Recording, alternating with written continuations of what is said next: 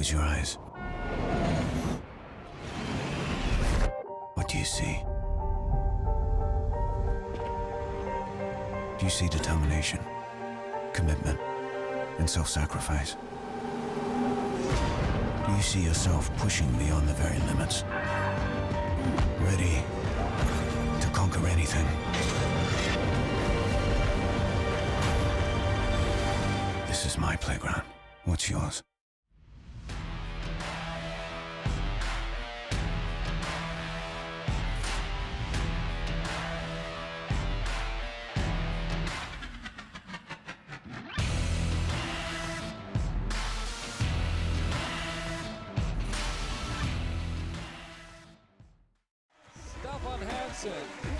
World champion.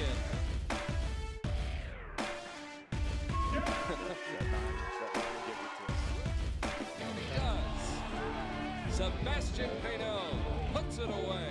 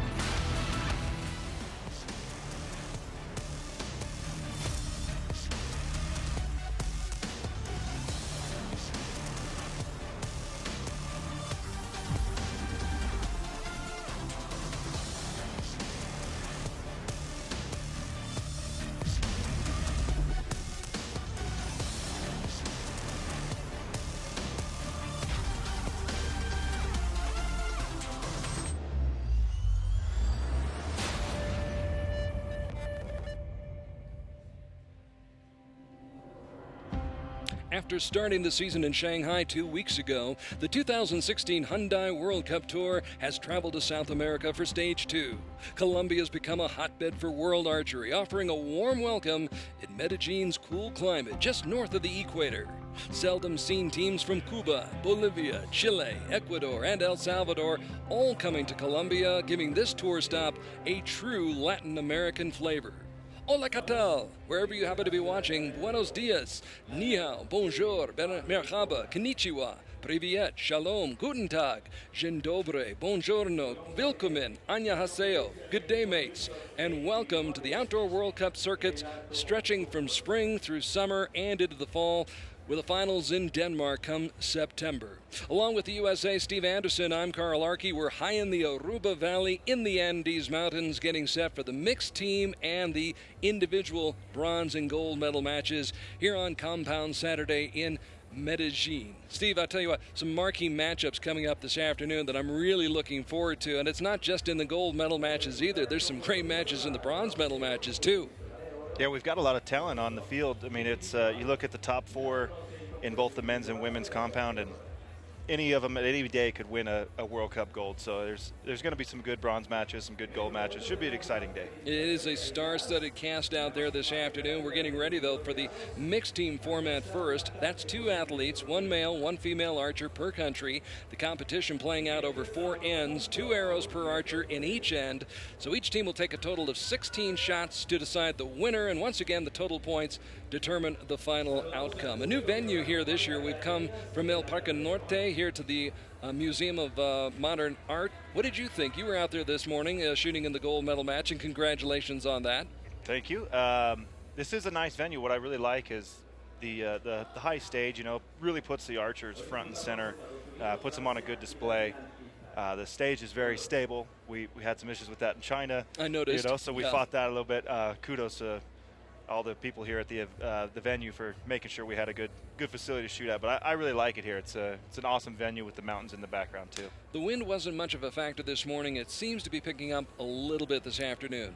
Yeah, we had a little bit of wind. I was noticing the matches ahead of us, people, their first few arrows tended to go left. So, you know, we compensated for that. We spun the side a few clicks, and pretty much, you know, other than one arrow of mine that is still unexplainable to me. Yeah, tell me about that 7. I think I have chalked it up. There's only one thing it could have been. That was an act of God. Because it was all every bit of a high 9, and when they called 7, I was pretty surprised by that. Everything was going so well up to then. Yeah, well, you know, that was my only one out of the 10 ring, so we'll give you that. We got the win. I'll take it. That's right. We'll give you that. Yeah. All right, the USA represented once again here in the mixed team bronze medal match. USA first out. USA qualifying first this week, but winds up in the bronze medal match after losing a shoot-off with Italy in the semifinals. Had beaten Spain by 5 before that. Crystal Gauvin and Alex Wiffler teaming up here, going for the bronze medal. And, of course, Mel in the coach's box, getting set to coach against the team from France. France qualifying 7th this past week. The French duo defeating Mexico by 1, Denmark by 2, and then losing to Colombia by 1. So they went through 3 matches, got to the bronze medal match, and there'll be a veteran teamed up with a relative newcomer on your left. That is Loch de Matos, 25 years old, ranked 84th in the world. And of course, she's teamed up with the old veteran Dominique Genet, who came away with a bronze medal this morning in team competition. Yeah, I shot with Dominique during the qualification round, and he opened up with an awesome 357. You know, he was on fire. And then turned it around the second half and struggled a bit, but still came out as his team's top qualifier, earning himself a spot in the mixed team round. You know, you look at Dominique Genet, and you just get the feeling there isn't anything he hasn't seen and hasn't experienced. No, yeah, he can't be too rattled by many finals venues. You know, he's been out on enough of these, and very experienced. Yeah, that's a good word. Yeah, not his first rodeo. No. Nor is it Crystal Gauvins. Crystal teamed up with Alex Wiffler. Crystal, 31 years young, and Alex Wiffler, 22 years young. Alex, part of the team with Steve Anderson and Braden Gellantine this morning that won the men's team gold medal, and Alex working quickly. Yeah, Alex getting a little more experience on these final stages. I think he's learned to have fun with it, and you know, I think we're in this is 3rd team final, I believe, so 4th maybe, I don't even know. Yeah, he's a great archer. It's just learning the format. Yep. And we saw that in China. Yeah, we had the stumble on the shooting line, but he was awesome today. We all handled the shooting line well. We worked through and had plenty of time. And with Crystal, she shoots very fast, so time shouldn't ever be an issue for these two. So a 9 and a 10. Crystal Gauvin coming up with a 10. Yeah, that's a good start for them. They established the benchmark for Dominique Genet and his teammate, Loch de Matos, and Dominique drills one. Bien tiré, solide. Allez alors, tout de suite, hein, on construit, opposition, relâchement, et seulement après, on est sur la cible.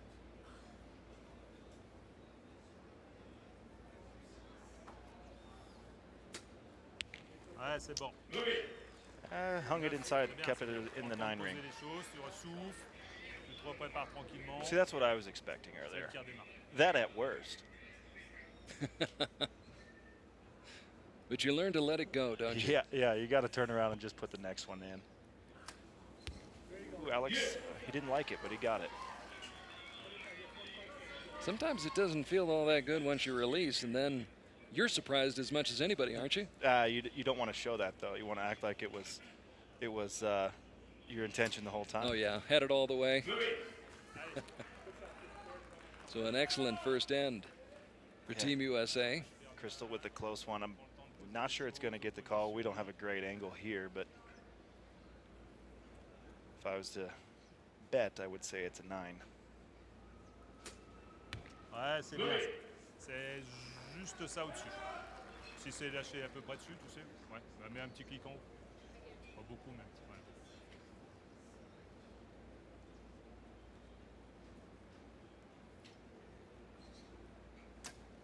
Ah, la même. Nickel.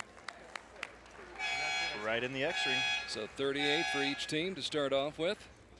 Yep, unless Crystals is upgraded to a 10, I don't foresee that happening, but we'll let the judges be the judge of that. That's what they're here for. Hein, la première est- Alex Whiffler, great story, won the Vegas shoot back in 2015.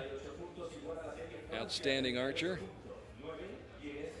Yeah, he was a recurve archer for the majority of his career. I was actually just talking with him and his mom. It must have been about 2012 or 2013 or so. He won a USAT event, a USA Archery event. As a junior, he won the recurve class, the senior recurve class, and then he switched to compound for kicks and giggles for a while, and back to recurve, and then he broke his hand and he had to shoot compound, and he just stuck with it. I was going to ask about that. What convinces somebody to go one way or the other? And mostly you see people going from recurve to compound. Although you do see occasionally somebody go from compound to recurve. Yeah, I don't know what it is. Just a comfort level? Maybe. I think compound offers a bit more in terms of Ouais, mais ça va être court en 80. competition opportunities, things like that. You know, that we have more than just outdoor target archery. We have field archery, 3D, you know, indoor. Whereas a lot of these recurve shooters will specifically shoot outdoors, nothing else. So I think it's maybe someone just wants to shoot more. They just like shooting. I don't know, but the other side of that is, you know, the recurve. They weigh themselves so heavily on an event once every 4 years. You know, that's what all the recurvers strive for. It's all leading up to the Olympics. Yeah, and that's awesome. But, you know, a guy like Mike Schlosser once said to me, you know, he lost a huge event. I don't remember what it was. It might have been a World Cup or something. You know, he took second in a big one. He goes, you know, we'll turn around and we'll shoot another one next weekend. It's okay. That's right. There's You another know? one coming up Yeah, right away. Yeah, we're constantly shooting on the big stage, whereas recurve, it's much less frequent. Much more weighted towards the Olympic Games. Yep, exactly. And of And course, that has a lot to do with the condensed schedule that we've got this summer Yep. here on the World Cup circuit. Yeah, it's March, April, May, June. It's some brutal months. So we start the second end tied at 38 all. There's that left coming out. It's kind of hard to see. The windsock doesn't show it well. We have one windsock that's literally stuck in a tree, and the other one, I think it's a little bit guarded, but I was actually watching the treetops during our round. That was my best indicator of. That gave you a barometer. Yep. Pair of nines. Nines there.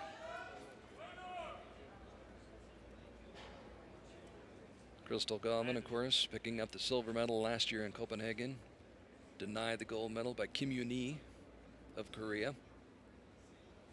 Yeah, and she's got a shot here at a gold medal against Sarah Lopez. Allez, Laurent, reste bien sur Be a Great tough match. one. Be a Yeah. tough one to beat on the home court. position et solide jusqu'au bout. Interesting to see how that'll play out, although the Colombians seem to embrace being at home. Yeah, I think you see them, especially Sarah, shoot very strong here in Colombia. You're in Colombia, Bien tiré, and it doesn't always work that way when you're on your home court, so to speak. Yeah, sometimes there's a little more extra curricular stuff going on when your family's all here watching you, and you know, it makes you want it a little more and maybe a little too much. You hate to say your family's a distraction, but to a degree, Yeah, that's true. it is exactly right. I mean, when I played college basketball, sometimes you do better when you're on the road, and I think that's just because you do eliminate yourself to those distractions. And just focus. Yeah, things like class, you know, unfortunately. I hate to say that as a quote-unquote student athlete. but Student athlete, huh? Yeah, but yeah, you can just focus on basketball, do some homework at night, and go from there. And it's probably very much the same in archery, you know. You're here, as Sarah would be, with her whole family around, and I don't know if she's staying in a hotel with them. I don't know how that's working out, but And it's not just the time, it's also the expectations, wanting to fulfill those Yeah. expectations and do well for your family, because it's really the only chance they get to see you, Yeah. other than on archery TV. it'd be awesome to shoot in front of them. Yeah, absolutely. Looks like we're Still still at a even. lock. It was tied at 38 all after the opening end. And now still tied at 75 apiece after Act 2. Along with Steve Anderson of Team USA, Carl Arke here in the Aruba Valley in the Andes Mountains, Medellin, Colombia. The 2016 Hyundai Archery World Cup Tour. And a beautiful setting, beautiful site, great venue. We've had 3 different venues down here. First venue was in 2013, and we were at the Edificio Inteligente, which was a wind tunnel.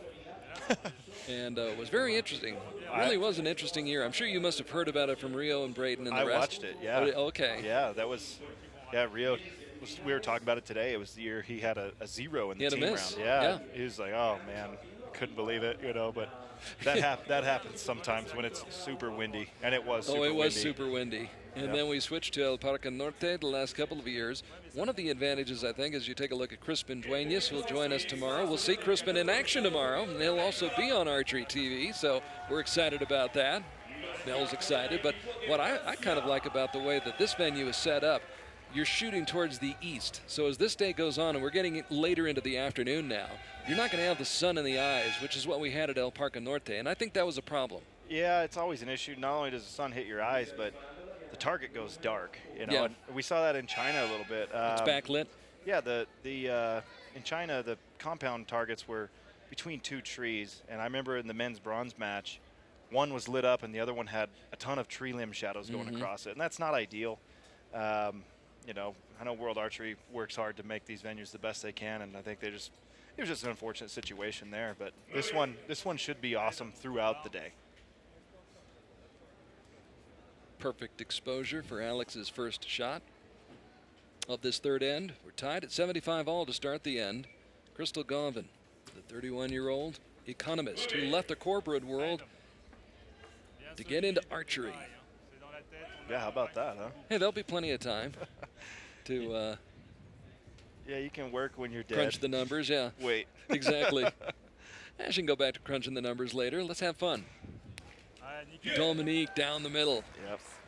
I think if he can find his stride, that'll be the difference. It's getting windy, so this could get interesting. It's starting to gust a little bit. We're starting to feel it here at our broadcast position. I'm sure that they are out there on the shooting line as well. Back-to-back 10s. And with the wind that picked up there, that's a huge 10 for her.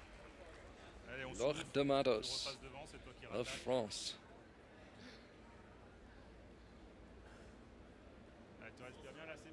De Matos, 25 years old and ranked 84th in the world. And Whiffler. It's a good response there. I mean, I hate to say it, but they really can't give up anymore at this point. They've got to get this one and then hope that France gives a couple back. It was a good counter punch by Alex. Now we'll see what Crystal can do. It's a quick shot, right in the middle. Quick shot and a great shot. Back-to-back 10s. So important shots for Whiffler and Gauvin here in this bronze medal match. Mixed team competition. Laure de Matos.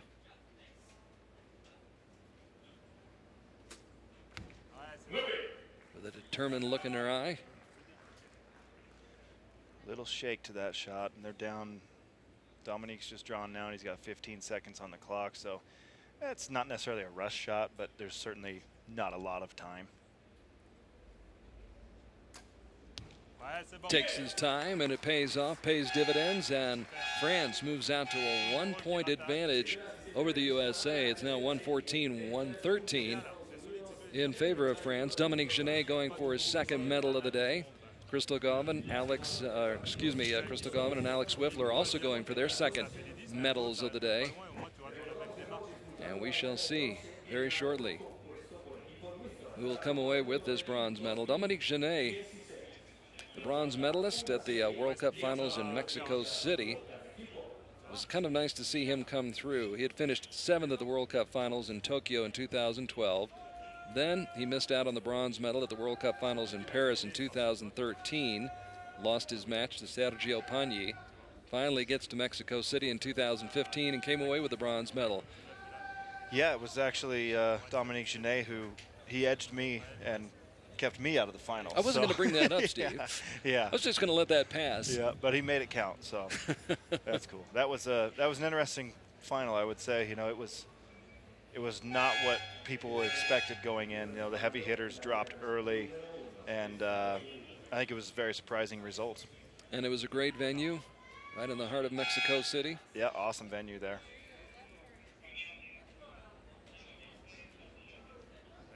Down by 1, 4 hours left to shoot. So I have to wonder if Crystal's husband Rich is watching right now, or you know, it's about 4:15 p.m. on the East Coast. He could be just coming off the golf course too. Kicking back. Yeah. In his lazy boy lounger. Got a cool beverage. She doesn't have to know this. You can always play it back.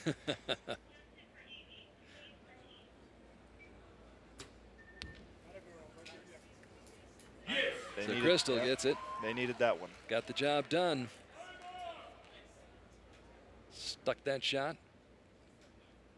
Now need a break. Yeah, need a little bit of help here from the French squad.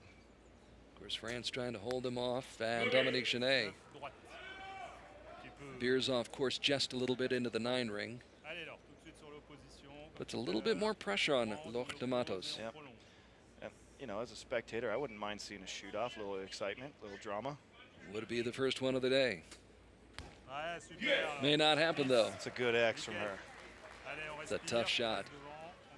Tough position to put her in, but she came through. Yeah, there's a lot riding on that, and this is, I doubt anyone is able to aim that well right now, and certainly you aren't trying to break shots in the middle. You're holding off somewhere, and there's a one up high in the red. And that may seal the fate of the United States. We will wait and see. You never know, though. See, I would say maybe 8s happen. 8s happen. 7s don't happen. No. 9 to finish it off for Crystal. So they will need a lot of help. A lot of help right here, and the French have not shown the inclination to provide that. They'll probably need one of those 7s to happen, but I think Loch is gonna put this one right in. De Matos drops it down into the A-ring, so hold the phone, not over yet.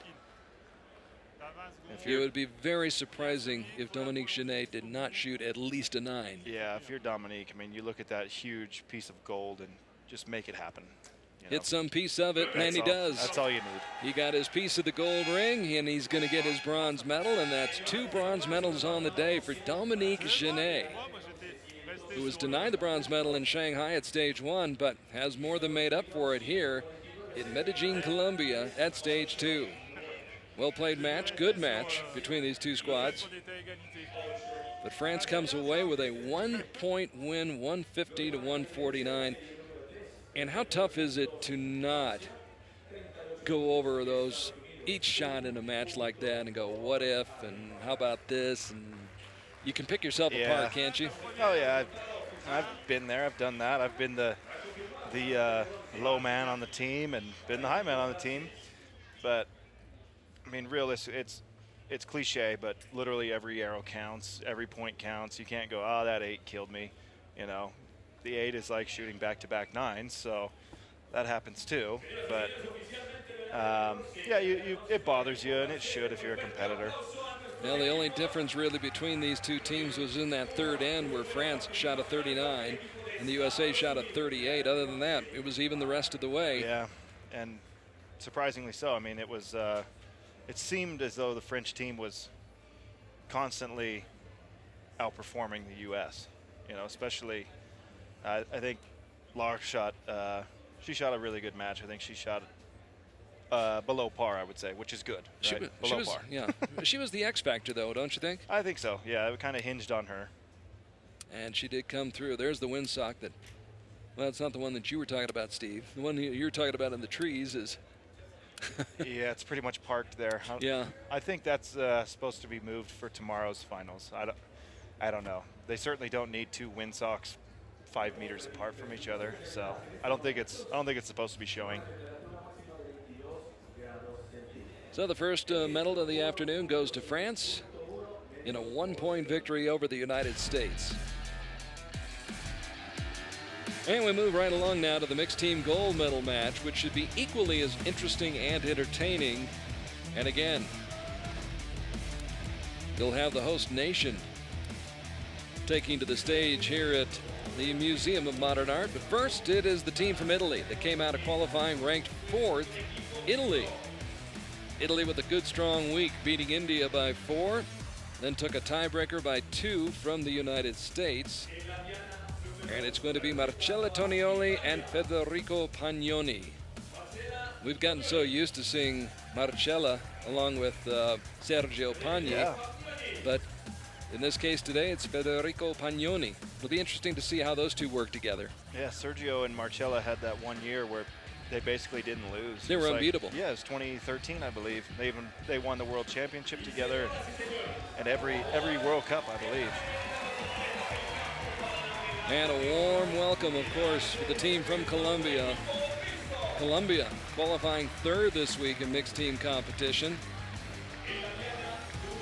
Sarah Lopez, Daniel Munoz getting by Great Britain by 6, defeated the Dutch by 5 and Malaysia by 3 in the semifinals. To wind up here in the gold medal match, Sarah Lopez, 21 years young, and Daniel Munoz, 27 years old. Of course, Sarah Lopez, #1 in the world, and Munoz, 17th in the world. And we're just about set to go here on the mixed team gold medal match. And this is an important match for Sarah as much as it was for Crystal, the match prior, just to feel out the final stage again. They both shot the team round, but conditions have changed a bit, so they're going to use this as a Way to precursor. gauge things, Yeah, it's a good thing to be able to get on the stage and just get that experience in, and hope that you can come out the next time and just shoot arrows and not worry about everything else that happens on a final stage.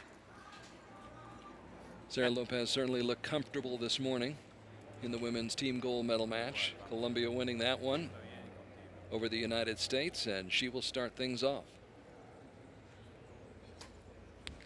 Averaging 9.6 per arrow. And I would say for her in the individual final, if she can come out and start strong, 29 or so, it'll be a good match for her. If she can't find the 10 ring because of wind or whatever, gets a little rattled, that'll make things interesting. Munoz, Daniel, drills a 10. Yep, right down the pipe. Good start for Colombia. Immediately applies the pressure to Italy and Marcella Tonioli, who has been around the block quite a few times. Experienced veteran, 29 years old. And if I was over on the practice venue, I'd probably have my bow sighted in for a right side 10 ring. Just anticipating. Yeah, just split that right side because everything's moving left right now. Sarah's, Marcella's, they both went out the left. The only shots missing out the right are shots held up wind.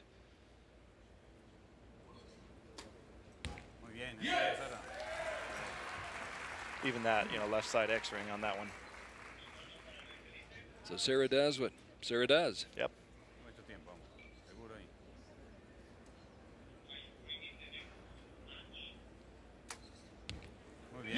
Munoz catching the line. Yeah, Back-to-back 10s. Very quick release there. As soon as he came off the thumb peg, basically it was a millisecond and it fired. So he's got his release set pretty hot. That could be scary sometimes.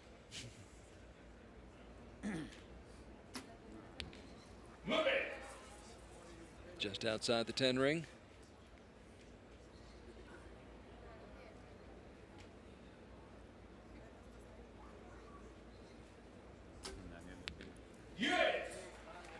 Good X to close. So Colombia with a 1-point advantage, 39-38 over Italy. Munoz and Sarah Lopez staying well hydrated. It is a little bit warm. It's wintertime here or getting to be wintertime, I guess you should say, in Colombia, down by the equator, but it is nice and warm out here. And it did not feel like winter to me. And No. Carl, both of us being, Utah residents, this is like middle of summer for us with a lot more humidity than we're accustomed to. And we're closer to the sun, so it's a little bit more intense. Yeah. Of course, these archers will be in the shade. They already really are in the shade. Yeah, we've actually got great lighting conditions, a little bit overcast skies. That helps a lot. I was going to ask about that. Would you prefer a day like this where the lighting is flat as opposed to a day where it's bright sunshine? Absolutely. You know, in China, when everyone had such a huge qualification round, we had flat light most of the day. There was one end, like half an end, where the sun peeked out and lit up the targets, and that was actually the hardest end for me. I think the flat light and a little bit of you know, consistent helps bring a little consistency through what you're seeing through the peep sight, and that does help. So Italy trailing by 1 will shoot first over on target number 1. Marcella Tonioli, 14 World Cup medals on her resume. Won a mixed team silver medal at the 2013 World Cup Finals in Paris with Sergio Pagni, and she sticks it in the 10 ring.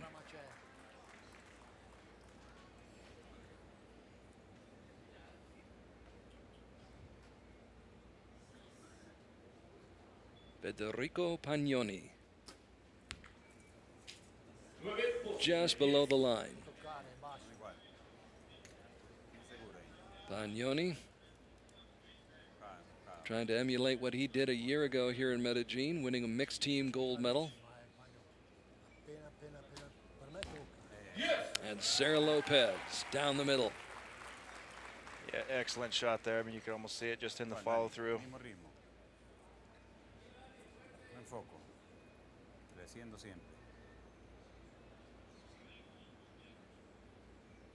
Now Munoz.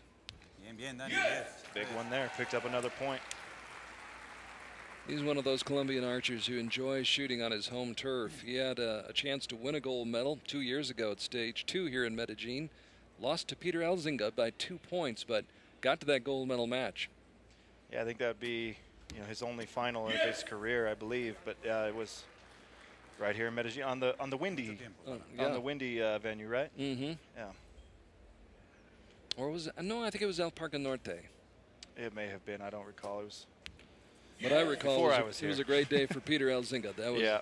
That was the one thing I remember. It was a good match too. That was a real crucial pair of 10s there for Italy.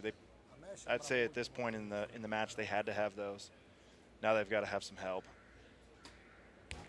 But I don't think Sarah. I don't think they're going to oblige him. Yeah, Sarah's not too keen on giving it up. Nah.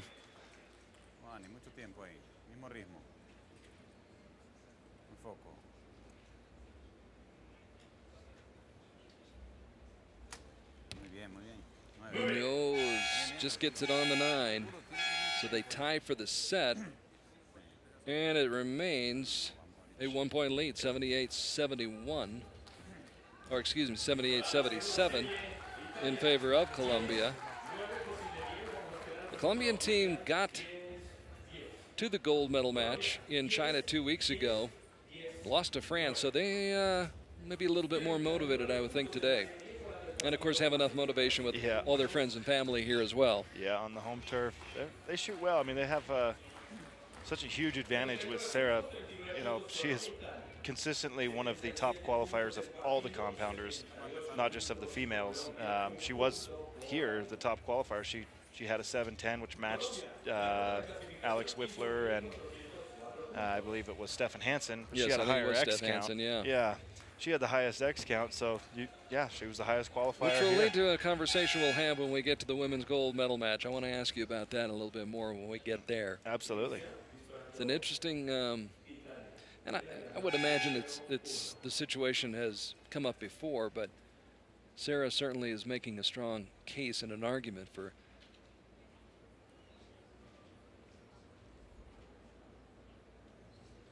a match between a man and a woman. Oh, absolutely. We have mixed team, which started in 2011, which I think is a very interesting event.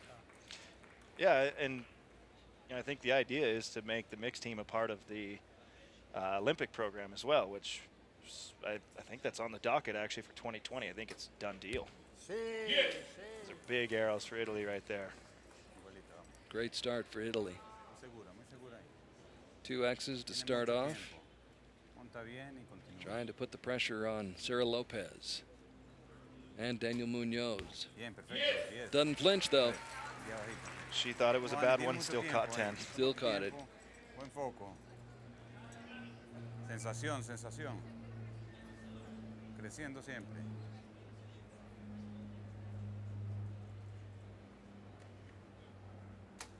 Muy bien, muy bien. And Munoz doesn't blink either. Yep.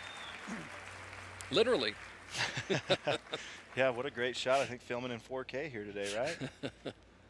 Hit the roof, getting the great shots. A lot of great shots. Tonioli with another 10. Good X there. We've had the wind has laid down a bit looking at the trees again. There's almost none right now, so they're able to find their stride a little bit and just try to make shots rather than try to Fight the wind. Yeah, fight the wind and the nerves. That can really do a wonder on you when you're trying to hold middle. Pinpoint precision, 10, 10, 10. 4 10s right across the board for Italy. Now, can Colombia match that and maintain the 1-point lead? Muy bien, muy bien. Eso es. It is tough when you're thinking, okay, I hope they can give us one more and we can get a little more cushion, and they don't. And you step up and go, all right, I need to put this in, or we're going to be in a dead heat going into the last end.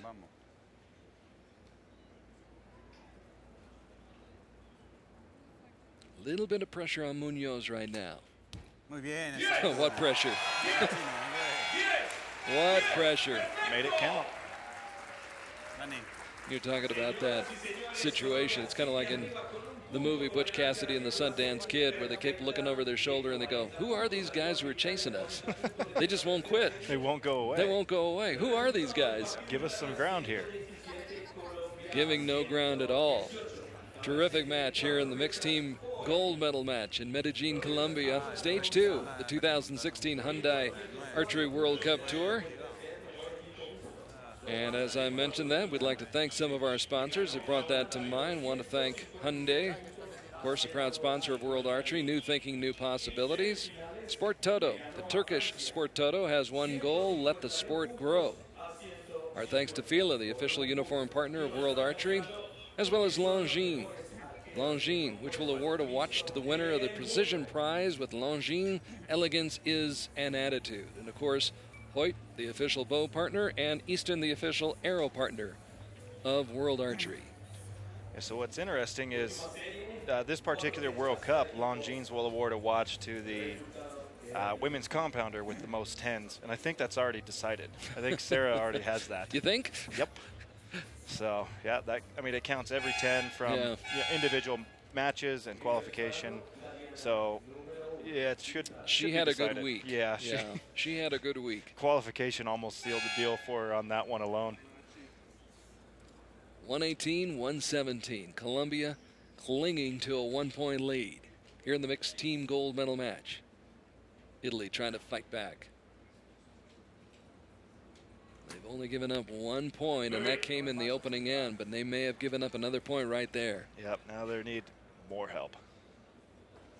Got to get another 10 here.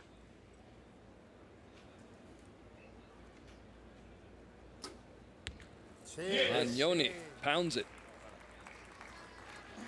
Now here's Colombia. In their first 12 arrows, only 2 have been outside the 10 ring. Yeah, they're shooting strong. They're doing what they need to do to keep the Italians at bay and get a win. It's what you expect. You almost take it for granted. And it's not to be taken for granted, I know. Yeah, I mean, on this field, we've seen lesser scores than I think we're accustomed to. We've seen some red arrows and some other stuff out there in the 8-7 ring, and Colombia's not letting that happen so far. The Colombian Express rolls on. Yeah, they're going to finish with a very good mixed team score, especially for a gold medal final.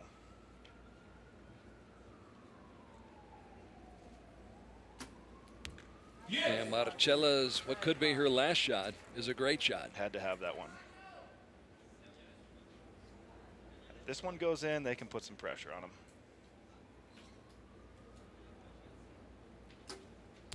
Got it. So you're saying there's a chance? Yeah. If Sarah stuffs this one, Daniel's gonna, he's gonna breathe a sigh of relief. Cool, calm, collected. Sarah Lopez essentially salts this one away. So Daniel Munoz needs only a 9 to win it. I think I heard her say "You're welcome" as she walked off the line. Enfoque, enfoque, sensación, creciendo siempre. Good enough. Good enough. Caught a high 9. Got it done, and there it is. 157 points to 156 points. For some reason, it didn't feel that close during the match. I don't know quite why. It just always felt as though Colombia was in control of things, and yeah, they just never gave anything back. No, you know. not really. Once they picked up a point, they held on to it. Then they gained another point in the third end and sealed the deal in the fourth end. They shot 12 arrows, and 9 of them were 10s, and a lot of them were X10s. So 157-156 victory for Colombia. They led from start to finish, got a 1-point lead after the first 4 arrows, and they hang on to win it. So Colombia denied the gold medal in Shanghai 2 weeks ago by France, comes back, and they win it here in Medellin. And Sarah Lopez now 2 gold medals down, and she'll be shooting for 1 more later this afternoon, in just a few moments, in fact. Yep.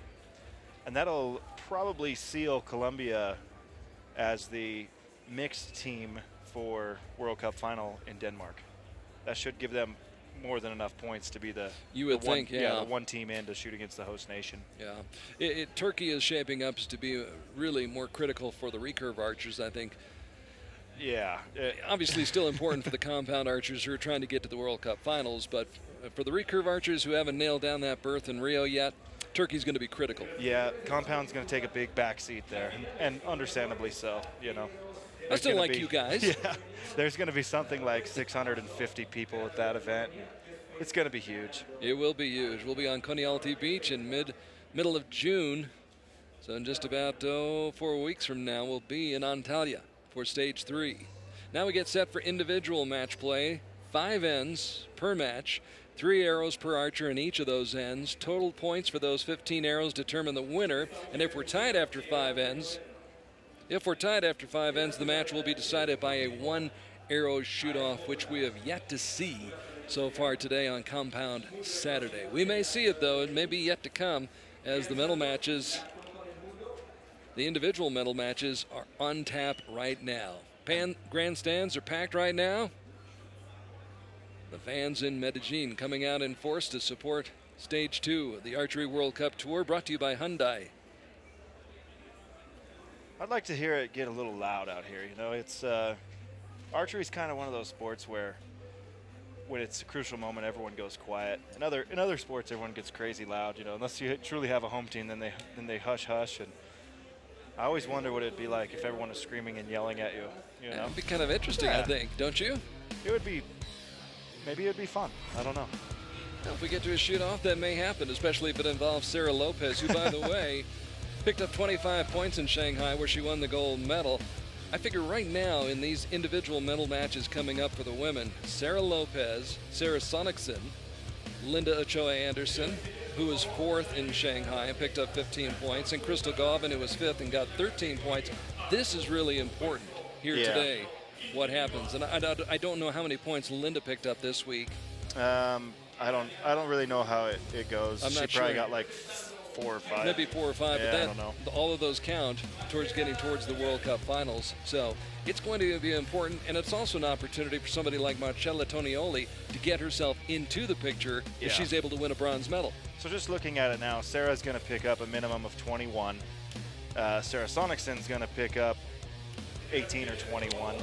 One would think, yeah, possibly. Or 18 or 15, excuse me. So she's going to, you could just lock those two down, and then Crystal, being in the gold medal match, she's going to be your third one for sure. At least 21 points. Yeah, she's got it sealed. So it'll be, it's going to hinge around who participates in Turkey, and of those who participate, where they fall, obviously. But you know, you just might be able to sneak in with a real low number this year. Mm-hmm. So it's Marcella Tonioli coming right back from that mixed team gold medal match to compete in the women's bronze medal match against Sarah Holst Sonicson of Denmark. Sarah Holst Sonicson Qualifying this week, 696. She had 49 10s, 27 X10s. She beat Laura Longo by 2 in the 1/8 round, Albina Loginova by 3 in the quarterfinals, and lost to Crystal Govan by 1 in the semis. So Sarah Holst Sonicson will shoot second. Leading off, Maricela Tonioli, who qualified with a score of 695, 49 10s, 12 X10s. She defeated Lily Chanou Panam by 5 points in the quarterfinals before losing to Sarah Lopez by 4 in the semis. First shot by Sarah Holst Sonicson, and she is so impressive. Yeah, that's huge for her. I mean, Marcella's been out here twice already. This is her 3rd appearance on the finals field. Sarah hasn't had a go at this yet. So, I mean, Marcella literally put a bow down, picked it back up, and came out and shot again. So, a couple low arrows for her, but they're counting as 10.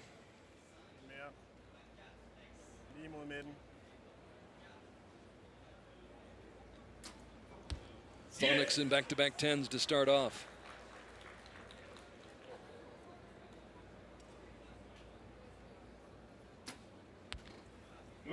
Appena fuori.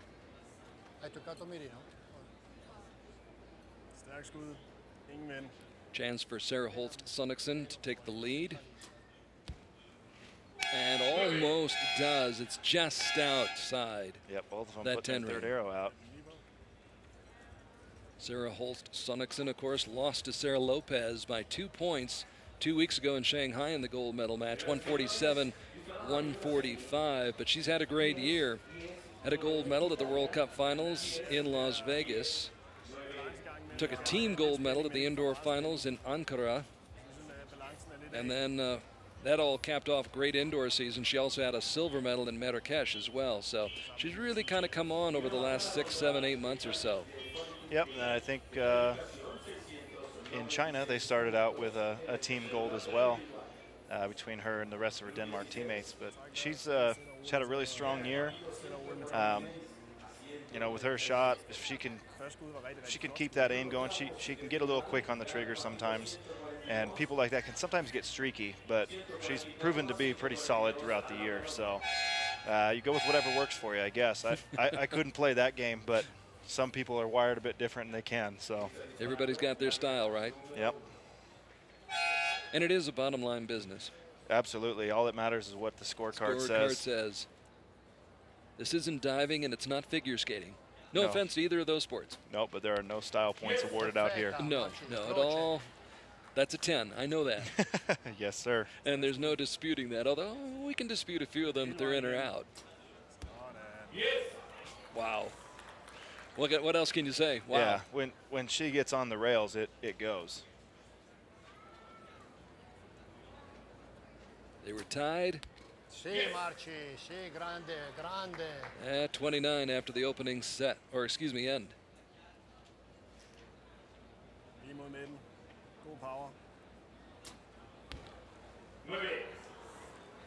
And a little bit of a break right there.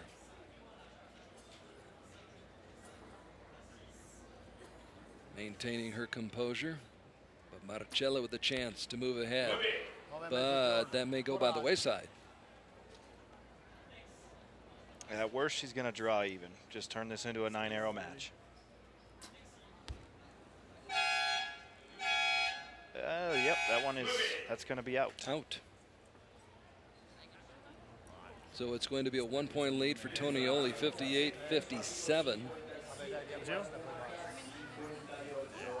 After the first 6 arrows have been shot, Sarah Holst Sonicson, 21 years old, ranked 18th in the world, had 28 match wins coming into this match today, averages 9.5 points per arrow.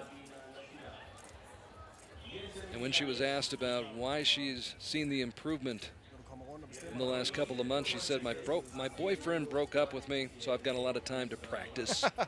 You can see it in the scores, see it in the technique. It's going well. I've got the time, so why not? Yeah, sometimes life's downturns can be a positive. You come out and pour all your energy into. Do something else. Figure something else out. Yeah, the bow and arrow. Yeah, it's not. Bow and arrow don't always love you though either, do they? No, and the game doesn't care who you are. You know. It does not. No.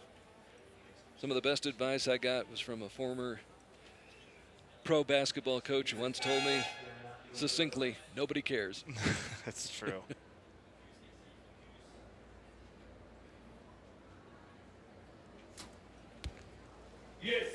Back in the high life again.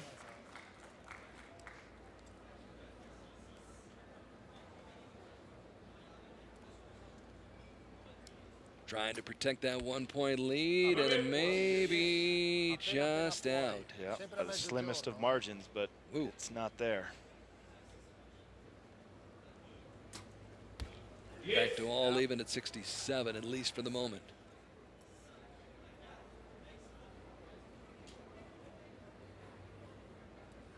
Now Tonioli has to match and does not, so she falls a point behind. It's interesting how things can change. Yep. Very quickly. Yeah, in a matter of 2 arrows, you go from being a leader to a loser. I say that in the nicest way possible way, yeah. yes. Is there a nice way to say but a chance to tie it up. Yeah. Sarah opened the door for her. Ooh, lets that chance go by the wayside. Just didn't capitalize, but you know, she's not out of it. 1 point deficit, 2 ends to go. This next end is the moving end, so if she can, realistically, if you can keep it close, if you can keep it within 1 going into the last end, you can have that, you know, reverse fixture happen for you and pull a 30 to a 28 and walk away a winner. No shoot off needed. But, you know, chances are she'll probably have the opportunity to, at best, tie, or at worst, tie it.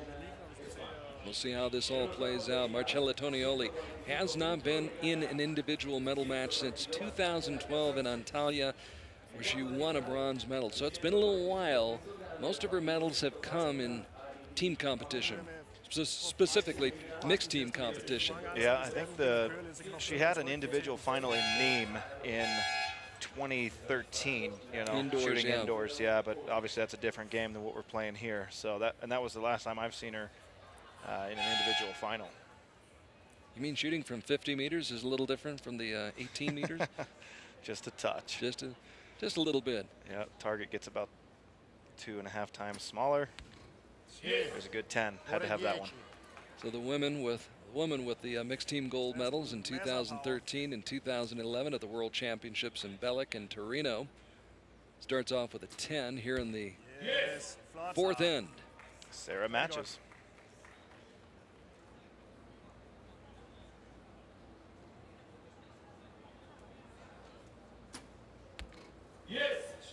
Game on. Yeah, Marcella keeps putting them in the 10 ring, making Sarah answer, and you can do that. You'll probably get the opportunity to draw even. I'm impressed by the demeanor of both of these archers. We've come to expect it from Marcella Tonioli, but we're just finding out about Sarah Holst Sonicson. And for somebody who is so young, 21, and there is a break in form for Marcella. Unexpected. Didn't see that coming. I don't know what it is about these high arrows right now. What is it about that? Yeah. There's a little, ooh. Oh, and just as we say that. Yeah. You could see Now, her get light on the explain that button. to me, Steve. How in the world does that happen? Sarah's shooting nothing but 10s. Marcella's shooting nothing but 10s. All of a sudden, there's an errant 8. Yep. Why does the next shooter have to shoot an 8? How does that happen? Maybe it's contagious. I don't know. But you could see Sarah, I mean, this whole match, she's been command shooting, which is another way of saying, you know, she's been punching it off. And on that one, she got around the barrel and then came off it.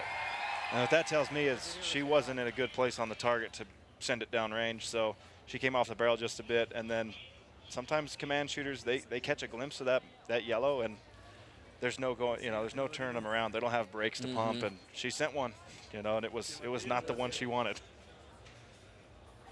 So that can happen. Now, the real key here is that she's got to step into this one and commit to holding middle and not getting crazy on that trigger.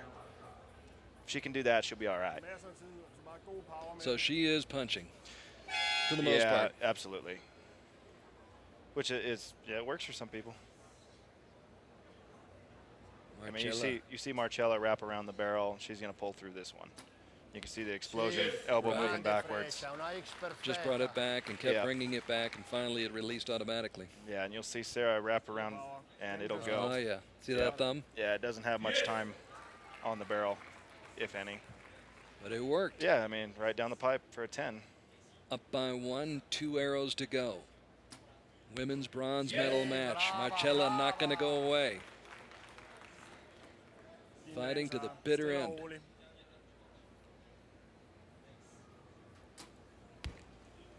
Shooting with the lead and gives up a point. We're tied at 133 with 1 arrow to go. See if we can get that shoot off in. There's a 10. Marcella puts herself in position to win. Yep, that's and a at the huge very arrow. least get to a shoot off. Yep. Sarah's she's got to stay calm here. She's got to stay patient. She gets around it too fast. And she punched it maybe a little too fast, and it may have cost her, and no shoot off. It is a medal for Marcella Tonioli, and it is her first since 2012 in Antalya on the outdoor circuit. Yep. I mean, when a command shooter gets going, there's almost no stopping them. But when it's not working, it can really get bad quickly. A seesaw battle goes to Marcella Tonioli. What a great match between those two, and Italy with cause to celebrate. A tough break for Sarah Holst Sonicson, who shot so well for so much of this match. But on the final arrow, a 9 cost her, and Marcella wins it 143 to 142, but it was back and forth the whole time. Yeah, I mean, they played it even for a while, and then Marcella gave it up, and you know, just like we were talking about, just like we said before the 4th end, the 5th end can open up for you, and you can go from a 1-point deficit to ending the match and walking away. You know, no need for the shoot-off, and maybe I cursed them. I don't know, but it played out that way for I don't think we Marcella. have much bearing right here, Steve. I don't think. No, I mean, I don't think we influenced that. No, not at all. I had nothing to do with your 7 this morning. Let's put it that way. It was a higher power. It was a higher power, and we're going to just go with that story. That's our story, and we're sticking to it. But I mean, great performances, back-to-back World Cups for Sarah Sonicson. 2nd in China, makes another final here. And she'll get 15 points to go along with the 21 she had, so she's got 36 World Cup points. Meanwhile, 18 points for Marcella Tonioli, and that puts her into the picture now. Right, and for Sarah Sonicson being a host country, you know, now she's going to auto-qualify, or she's going to qualify based on points. Right. So that's going to take it down. Instead of the 1 through 7 plus the host country, now it's going to be 1 through 8 legitimately. Right. So that changes things. That's big for her because she was, I mean, when you're the host country, you're competing against your teammates to see who's going to get that automatic spot. But if you just go and get it yourself, there's no saying otherwise. You know, so she's going to get a crack at a World Cup final in her home country. And the way she's been shooting, if she can get on a tear, she is a good candidate to pull a win. Crystal Gauman hoping to get on a tear herself here in the women's gold medal match here in Medellin, Colombia. Crystal back for the 3rd time on the big stage here today. She was in the women's gold medal match this morning, picked up a silver medal. Then in the mixed team bronze medal match, came up a little bit short. She and Alex Wiffler falling to France, but hoping to make amends for that with Mel Nichols in the coach's box. And Crystal, who had a great week here, qualified with a score of 698. But Sarah Lopez qualified with a score of 710, which matched the highest qualifying score of any of the male archers. Steve Anderson brought that up just moments ago. She had 62 10s, 37 X10s. And I'm not sure there was any guy who shot any better than that this week. Yeah, I mean, I will say, you know, Mike Schlosser had a vein come off that ended up in the 7 ring. Otherwise, he likely. The vein came off. Oh, okay. Yeah. That old vein came off story, huh? Yeah. Otherwise, well, it happened, but you know, he was the only one who could have even potentially topped her. He was the only one with more X's, you know. But other than that, Sarah pretty much showed us how it's done. A lot of mutual respect between these two great archers. Lopez beating Toya Cherne by 2 this week. Tonioli by 4. Meanwhile, Crystal Gauvan, who had that 698 in qualifying, 52 10s and 26 X10s. She defeated Alejandra Usquiano by 2, and then Sarah Holst sonics him by 1. So Crystal Gauvin was definitely tested going through qualifying this week. And she'll be put to the test by Sarah Lopez, who shoots first and will try to put the pressure on as she goes for another gold medal. It's a fast start. Got to have a fast start. She's got 2 gold medals already, won the gold medal in this event last year here in Medellin, and gets off to a good start. Crystal Gauvin matches her. That was huge, too. I mean, for Crystal, you don't want to step into a deficit in your first arrow. You know, you're putting your foot in the bucket on that one if you do. Sarah's not going to – she's probably not going to very, very far from where that one just went. Yeah. X marks the spot for Sarah Lopez. She's one of the few shooters. Oh, there's one.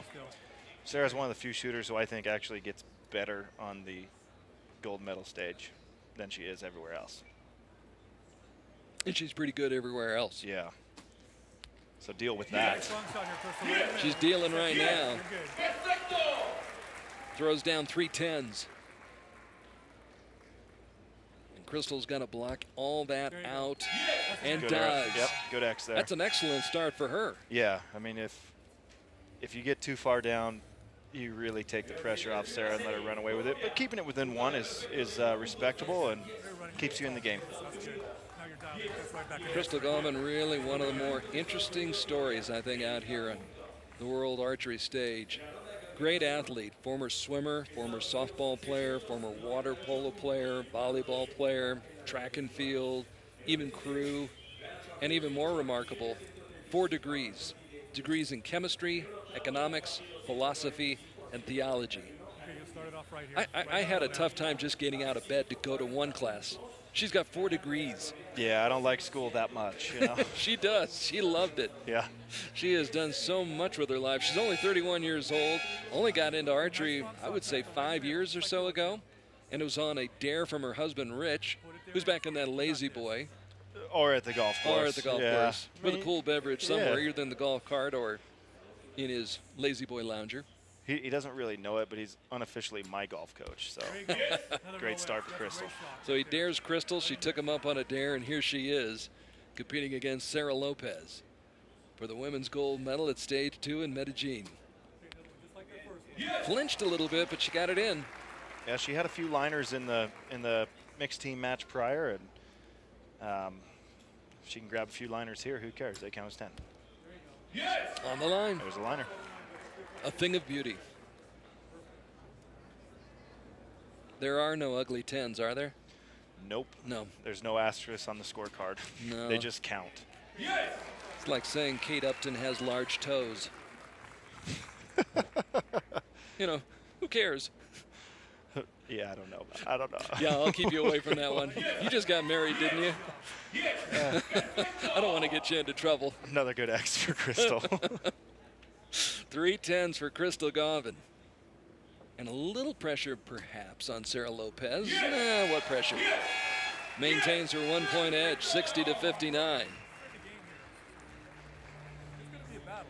So Sarah Lopez has taken 6 shots, 6 arrows, hasn't missed 1 yet. Yeah, and if you're Crystal, you can't play defense, so just try to keep your foot on the pedal and just see how high you can score and hope it's enough. Hope it's enough to draw a tie or even nip a win. But how aggressive can you be, Steve? I mean, you want to be aggressive, but at the same time, there's a fine line, isn't there? Yeah, I mean, an aggressive shot sometimes leads to that one bad shot. So, I mean, you want to find that balance between very relaxed and very aggressive. I think in your mind you have to stay relaxed, and depending on the shooting conditions, if wind picks up or whatever, or depending on your sight picture, just what you're seeing, that's where you kind of need to get a little more aggressive in execution. If you're shaking around a little bit, it doesn't hurt to try to be a little more aggressive executing, pull a little harder. That can help steady you up. If everything is looking real good through the scope, just stay relaxed. Let it go. Yeah, just let it be. Sometimes people see that great sight picture, they see their dot in the middle of the target, and they try to get on it and send it, and it's like, you just, at that point, usually you create movement. Just relax and wait. It'll happen. There you go. Happened that time for Crystal Gauvin. Very quick X for her. I mean, I think she had that arrow drawn and gone in somewhere around with 13 seconds or so on the clock. Not for nothing is she third in the world, and not for nothing is Sarah Lopez ranked #1 in the world. Yeah, if you're one of these girls, like Sarah's just loading an arrow right now, and Crystal's sending it downrange. Another X. So she's doing all she can. And the There it first is. falter by Sarah Lopez, and the match is even. You can almost feel that coming just because Crystal's not going away. She didn't like it. And you can see the grimace, and you can see the result right there. So just as soon as Sarah had given up a point to tie up this match, she goes back in front. Yep. I mean, still, if you're Crystal, you've got 6 arrows left, and if you can put them all in, you're going to have a chance. You kind of got to break it down into segments. You know, now they're on a 6-arrow match. Can I beat you by 1 in 6 arrows? That's what Crystal's got to be thinking. Sarah's got to go, okay, you know, I'm playing with a 1-point handicap, and if I give that up, we'll shoot it off. But if you can't beat me, you know, if all you can do is time me, you can't beat me. When something like that happens, Sarah misses the shot, and all of a sudden now Crystal's in a position where she's tied up, essentially. I know you're trying to block out what the other archer is doing, but you're aware of that. Can you get almost a little excited about that, and can that affect you? Yeah, maybe. Things happen all of a fast sudden you out think, there. I've got an opportunity here. Yeah, you go, here we go, you know, let's get this one, but you're thinking that on every shot. So things happen fast out there. I don't know if that would so much be the issue. Just a shot that just missed. Shot that just Yep. missed. Another 10 for Crystal.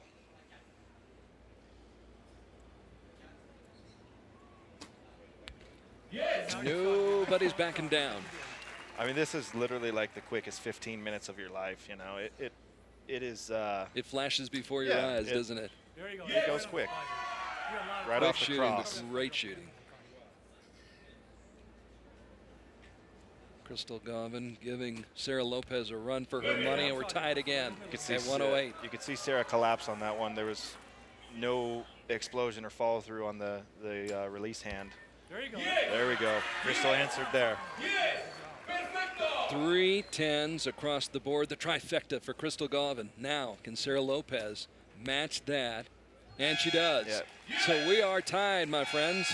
Yeah, and you could see that shot was much better just based on her mechanics there. Some archers don't really show a good shot or a bad shot with their actual mechanics on the release side or follow through. But Sarah is one that it's very clear when she doesn't make a good shot.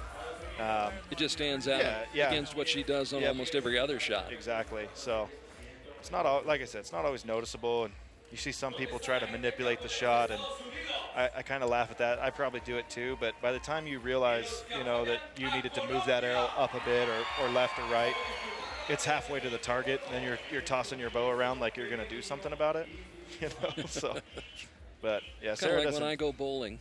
Yeah, you Trying to keep it lean, out of the gutter, yeah. You lean a little bit, yeah. body English, body Yep. language. Whatever I don't you know. can to help it. It doesn't work for me. No. If it works for you, that's fine. And we've seen that where guys kind of whip their bow back. And Yeah, and I think what's happening there is, as they're breaking the shot, that's already happened. You know, Yeah. It's like when you drive a car. If you want to go straight, you don't hold the wheel straight, right? You're constantly moving it back and forth. Well, it's the same way with a bow.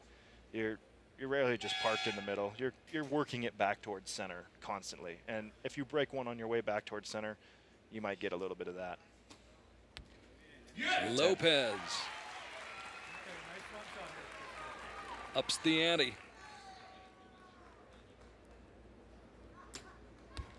Gavin matches her. Yep, it's a good looking shot.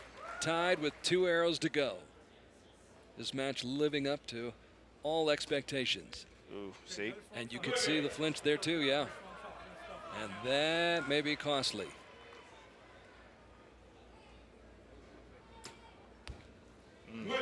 There was a bit of a collapse there too. Sarah This is- giveth and Yeah, and Crystal giveth back. yeah. This Time. is where the match gets tough. And oof. And she didn't like that one either. And it's out. And she knows she is vulnerable and in danger. It's out of her hands. Crystal Gavin going for the gold here in Colombia at stage 2. moving Can she quite get a it? bit. No, she flinched. She grimaced and just caught the line. She's lucky to be going to a shoot-off, actually, Yes. Steve. Oh, the pressure. We sit here and we watch it. I can only imagine how the hearts must be pounding at that line as they're shooting those shots. I mean, you know, I've felt it before, not on a gold medal stage, but just yesterday or 2 days ago or whenever we shot, Rio and I were shooting in the quarterfinals. We went to a one-arrow shoot-off, and both of us missed our last arrow.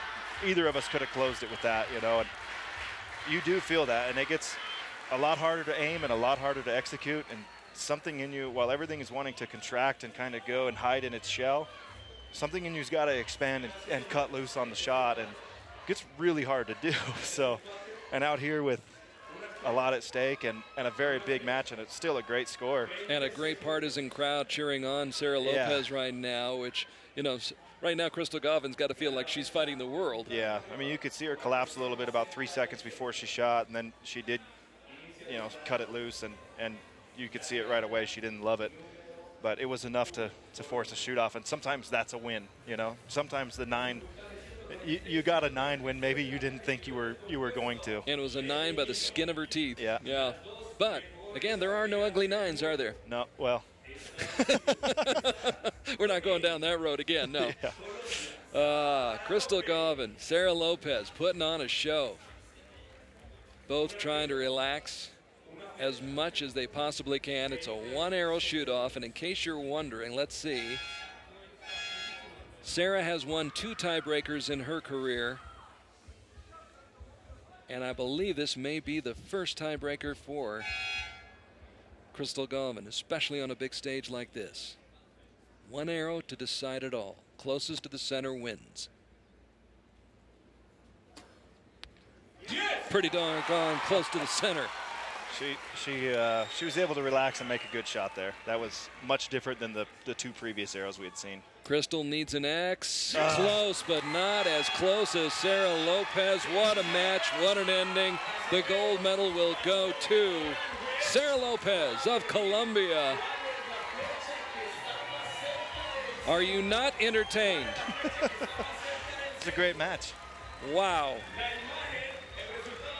High drama, and there it is. The Falco Eye showing us closest to the center and just barely, and that's magnified by the television camera. Those 2 shots were pretty doggone close. Sarah beat her by a centimeter. Yeah, you know, basically. At 50 meters, a centimeter decided it. So, I mean, I'm not a believer in moral victories, but that's a big day for Crystal. To push it to a shoot-off is against Sarah, who's been so dominant. I mean, she's won here in Colombia. Yeah, she's won her last 3 or 4 World Cups she's been to. That's a big result for Crystal. That was a gutty performance by both, and you can see the emotion coming out in Sarah Lopez, the relief. I think that's mostly relief. Yeah. You know, and I think that brings up a point, Steve, and you and I have been in sports and in different sports too. A lot of what motivates athletes, especially at a high level, and even not at a high level, is that fear of failure. Yeah. And you're driven by that fear of failure, and there's such a feeling of relief once it's over, and you know you haven't failed. Yeah. And in this sport, not to say that Crystal did. I thought she was outstanding and tremendous. Yeah, she's going to look at that and go, okay, she's not going to be upset about the shoot-off arrow. She's going to be upset that she didn't win the match on her last arrow when she had a chance to close it out. And by all means, yeah, that would have been huge. You know, it's much better to do it on your own terms than to. It's nearly a flip of the coin, the one arrow shoot off. So, but for Sarah, you know, that's the first time she's really even been given a run in the finals. So, it's just a great match. I don't know how else to say it. Outstanding match, best match of the day that we've seen so far. You saw the folks in the apartment building bordering the venue here with the flag of Colombia. They're watching from all vantage points here and taking it in and enjoying it.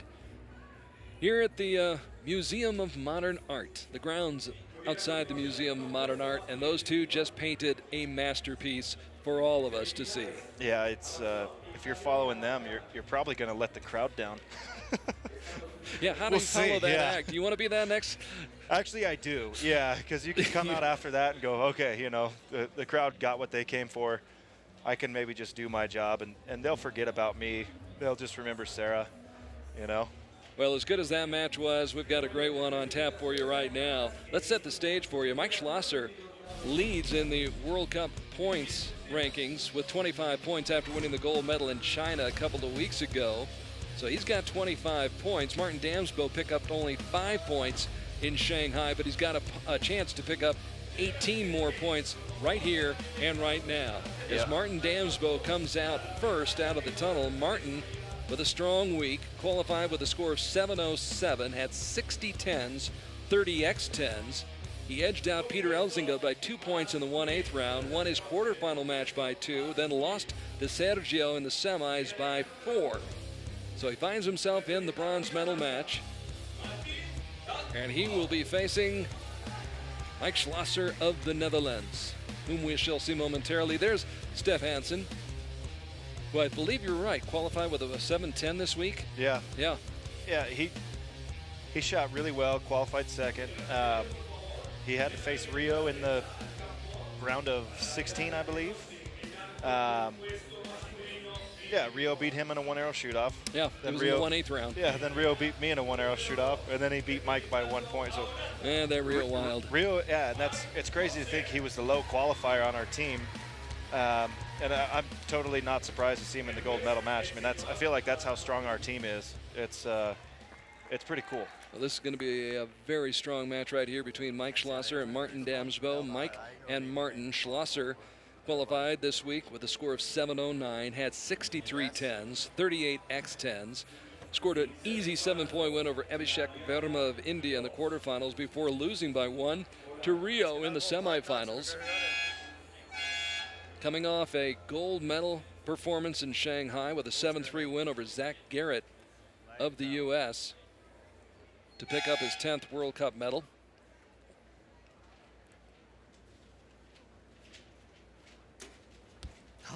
And the interesting thing about Mike is we all know he's been fighting the yips a bit in finals matches. So to see him start with a 10 is really big. Midt 9 klokken 9. Kom så, Damsbo.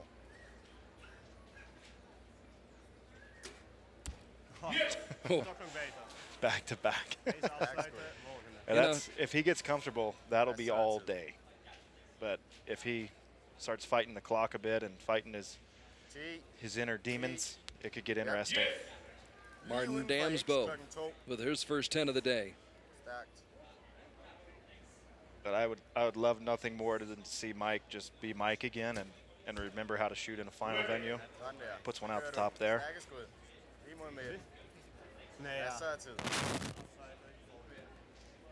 And Martin with a chance to tie it up. Held a long time, but it pays off. It count. Works out, and we're tied at 29. So Martin Damsbo with a score of 29. And let's get back to the point you were talking about. You know, he's admitted it himself. He makes no secret of the fact that, you know, his nerves under the spotlight in the finals have kind of been his undoing. But, you know, I stop and I think he's only 22 years old, too. And I realize at 22, you know, in this sport, you know, a lot of people have been around for a long time by the time they're 22 years old. But at the same time, 22 is still 22. Right. And I look back on, I mean, as far back as this event last year, which was in September, and from then on, I can't think of a final Mike hasn't been a part of, and that includes indoor, outdoor, virtually everything. He's been in every final. So, like for him in China, he said, you know what, I'm going to go out and just try to work on my issues, work on keeping things strong through the shot, and he changed releases. He tried some different stuff. Give him credit for that. He wasn't concerned with the results. He was concerned with the process, and I think that's really going to help him. So far, his shot looks good. So tied at 29, we start the second end. Schlosser There it slips is. one into the 10 ring. Yeah, and he's, again, here at another final stage. I mean, any problems he does have, he gives himself plenty of opportunities to work them out.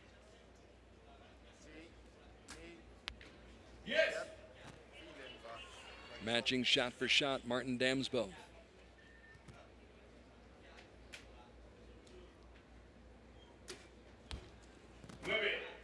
Just out the bottom at 7 o'clock. By the way, I stand corrected. It was Damir Elma-Achla that Mike Schlosser defeated. Correct, yep. T, knee. I think someone cut and pasted the notes a little wrong for Just us. a little bit too much cutting and pasting too late at night, I think. It happens. Yeah, the mic. I'm going to blame it on jet lag. Yeah, there you go. We've had plenty of that. I'm not even sure where I am sometimes. And Mike and Damir had that crazy match where Damir got too nervous, couldn't draw an arrow. Unbelievable, you know. You're watching it, just feeling for the guy, and it's painful to watch, and it happens, and Mike's going, wow, I have shot so poorly. Now I've got a new lease on life, and it was, for him, you know, it gives him the opportunity to just work on his shot again. Not worry about the score or anything happening around him. Just shoot arrows. Martin Damsbo shooting some great arrows and taking a lead right now. It was tied at 29 after the opening end, but a perfect end here in the second end for Martin Damsbo. 3 straight 10s, 2 of them X10s. And Schlosser wasn't far off the mark, only had that 9 on his second shot. Yep, and pulled a couple liners on that one. It's interesting to watch Mike shoot because when he's on, it's like dead center every time. And when he's struggling, it's still a good 10 most of the time. So to see him miss it all is rare. I mean, look at his scores through the matches. He had a couple 150s, I think, and pretty much was in control the whole time. You know, the interesting thing about sports, and you and I have been around all types of sports, it's so mental. Any game, it's mental. You know, you see things happen, and we're human beings. Yeah. And human beings are prone to have those moments. Even the best are going to go into a slump at times, or for some unforeseen reason, something inexplicable will happen. Just happens. Yeah, and for Mike, I mean, that's inexplicable. Yeah, for most people out here, shooting I'm just 10s is not hard, right? Mm-hmm. So shooting 10s when it counts is hard, but why? It's not the body, it's not the target. The target didn't change. It's all between the ears, and that's kind of the name of the game out here. If you can stay strong and just keep making the same shot that you need to be making, you'll do just fine. So you can see a little shake on the release hand there, but yeah, that's a little more movement than we're used to out of Mike. So back-to-back 10s, and immediately makes a bit of an adjustment. Couple of clicks.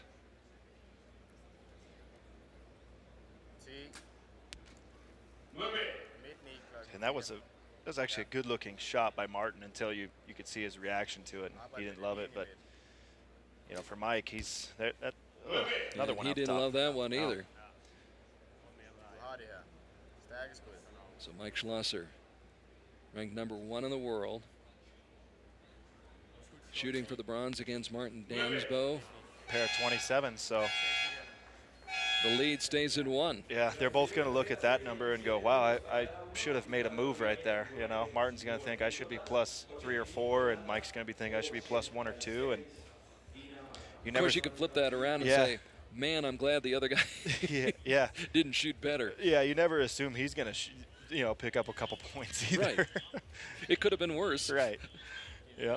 I guess you really shouldn't approach the sport that way. Right. Yeah, I was at a tournament last week and shot a really good score and tied with a couple guys, and I said, you know, I know they shot the same score, but in my mind, I still feel like I shot the best. Right. And actually, I think that's the key to any sport, in any event. If you don't think you're the best guy out there, even on your worst day, you've got to have that kind of belief. Yeah, I mean, you go out and be a nice guy and be a friendly competitor, but you still kind of got to be, you've got to be competitive, and you've got to be a little bit egotistical. If it's, you don't need to call it egotistical, but self-belief, you know. You got to have a lot of confidence in yourself. Yeah, I mean, I've seen it in every sport I've been a part of. The people who have a lot of self-esteem tend to get the most out of themselves, whether they are the best or not. You know, they make it work. People didn't love Steve Jobs, but he got a lot done. Yeah, he made things happen. He made things happen. Right now, it's not happening for Mike Schlosser. Will it for Martin Damsbo? Yes. And so now he has a 2-point lead over the man who shot a world record score of 717 in qualification at stage 1 this year. Yeah, and I will say I went to Dean Alberga, the world archery photographer. I said, make sure you get some snaps of Mikey, because I think today he's going to drop it. He's on a roll, yeah. Just that, well, I mean, before we even started, And it was just one of those days where you felt like this is the day. We have the conditions. Everyone looking down the line is just shooting awesome. It's going to happen, and it did. Uh-oh. Okay, tables have turned. All right. That changes the complexion of things. A 7.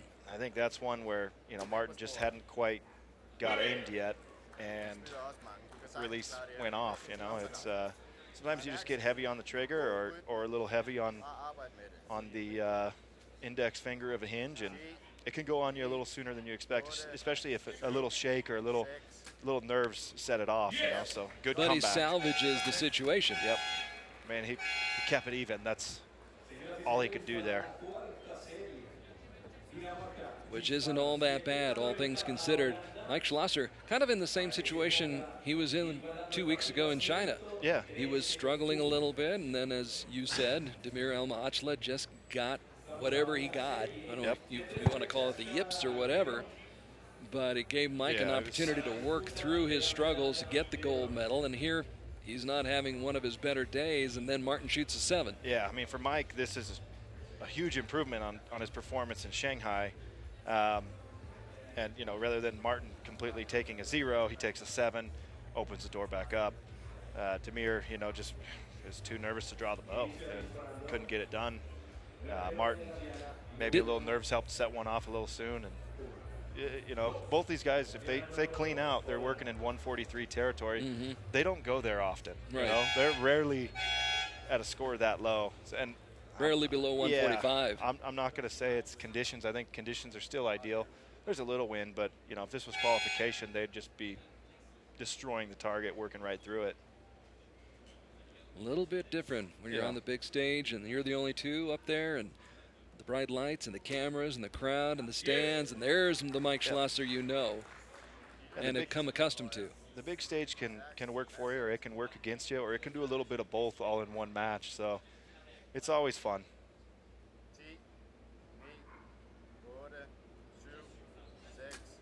Taking his time and getting a 9. You know, like I told Alex Wiffler before we stepped up, I said, you got to really enjoy these finals. 9 for Mike. I said, if you enjoy the finals, I mean, this is the most fun you'll have shooting your bow. You're going to go home and practice, and there's not going to be a camera in your face, and nobody's going to be watching. It really makes practice a drag after you walk off this stage. Evens up. Back and forth we go, much like the match just prior, which Sarah Lopez and Crystal Galvin fought back and forth. So 10 wins for Martin here. So a chance for Damsbo.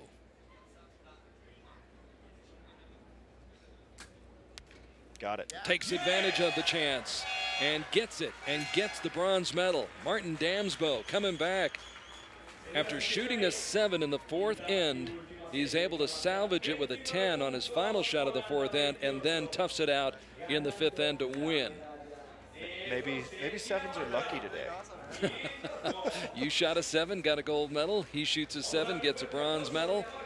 Obviously disappointment for Mike Schlosser, but that's a big one for Martin Damsbo. Yeah, and I'll say for Mike, and part of the process for him in rebuilding his you know, his aura and presence of shooting in the finals, that was a big step. He pulled out his release that he's accustomed to. I think for the most part he shot it well. He didn't give up any big arrows. He just shot a number of 9s, and you know, for him, he's truly looking at this as a process because he's so young. He has such a long career ahead of him.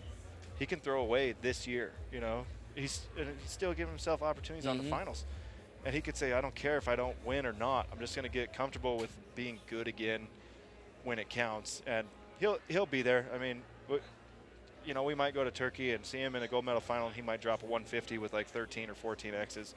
He's totally capable of that. Oh, yeah, so, it could happen. Yeah, it's just a matter of Mike going, all right, I've got this again. I feel good about things. My mind is back to normal. Here, let's go. So Martin Damsbo was the gold medalist in Paris at the World Cup Finals in 2013, and that was the most recent individual medal he has won outdoors until today. Just now picks up the bronze medal here at Stage 2 in Medellin. So it took him almost 3 years, but Martin's one of those guys who just hangs in there, perseveres, Yeah. patience, has a great mental outlook on life as well as the Yeah. sport. And here it is 3 years later. It took him 3 years, but he's back. He'll be back on the podium today. Yeah, Martin's. I've often said he's like the nicest guy in archery. Him or Jesse Broadwater, take your pick. But you look at him. He gets about one final per year. You know, he's in one final per year, so he's always right around where he needs to be. And not surprised he's here. Not surprised he won the match. I think he'll probably have more in the near future. You know? So our congratulations to Martin Damsbo on his first Outdoor World Cup medal since 2013 at the World Cup Finals in Paris. And now a classic matchup. Sergio Pagni qualified 16th this week, shot a 697, had 50 10s, 20 X10s. He beat Alex Wiffler, the top qualifier in the 1/8 round, in a 10-10 tiebreaker. That's how close that match was. Yeah, they actually shot off twice. Yeah, they had to shoot twice. They shot one, and Once was not enough. Yeah, and you know, I'll just be frank. Looking at the first one, we all thought Sergio's was closer, and they went to a second one, and the arrows didn't lie. Sergio's was closer on that one. So, but yeah, he had not his best qualification round, just like Rio, not his best qualification round. But they're going to lean heavy on experience when it comes to match play, and not surprised to see either of them here. Well, it shows you a lot about what these guys can do. Now, Rio shot 696 during qualifying with 50 10s and 26 X10s. He did beat Steph Hansen in the 1/8 round. Defeated some guy named Steve Anderson in the quarterfinals before knocking off Mike Schlosser by one in the semifinals. And these two giants in compound archery. Rio comes in as the number 18 qualifier. Sergio qualified 16th. But, qualifying's important, but you know what? It's what you do. Yeah, you do not win during on the eliminations. yeah, it's all style points, and like we said, those don't count in world archery competition. So it's what you do head to head, and these two guys were able to navigate their way through the field and get to the gold medal match. Yeah, I mean they're masters of this. They've been to more World Cups than probably anybody out here.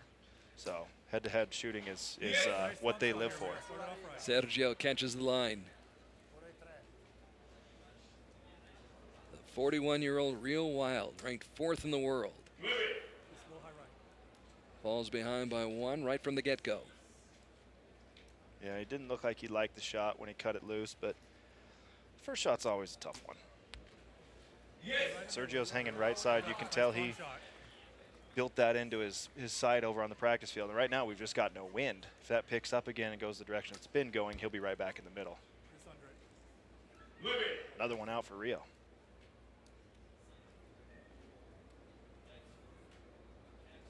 Sergio trying to help Rio dig a hole.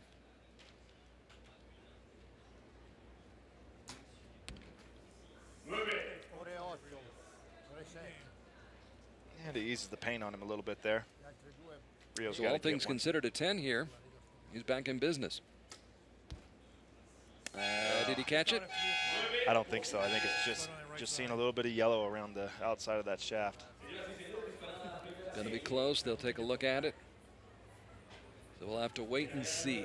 Yeah, those ones are tough. I mean, you feel like, and he might feel like he made a great shot, and it might have been a great shot. Just need a little side adjustment or who knows what.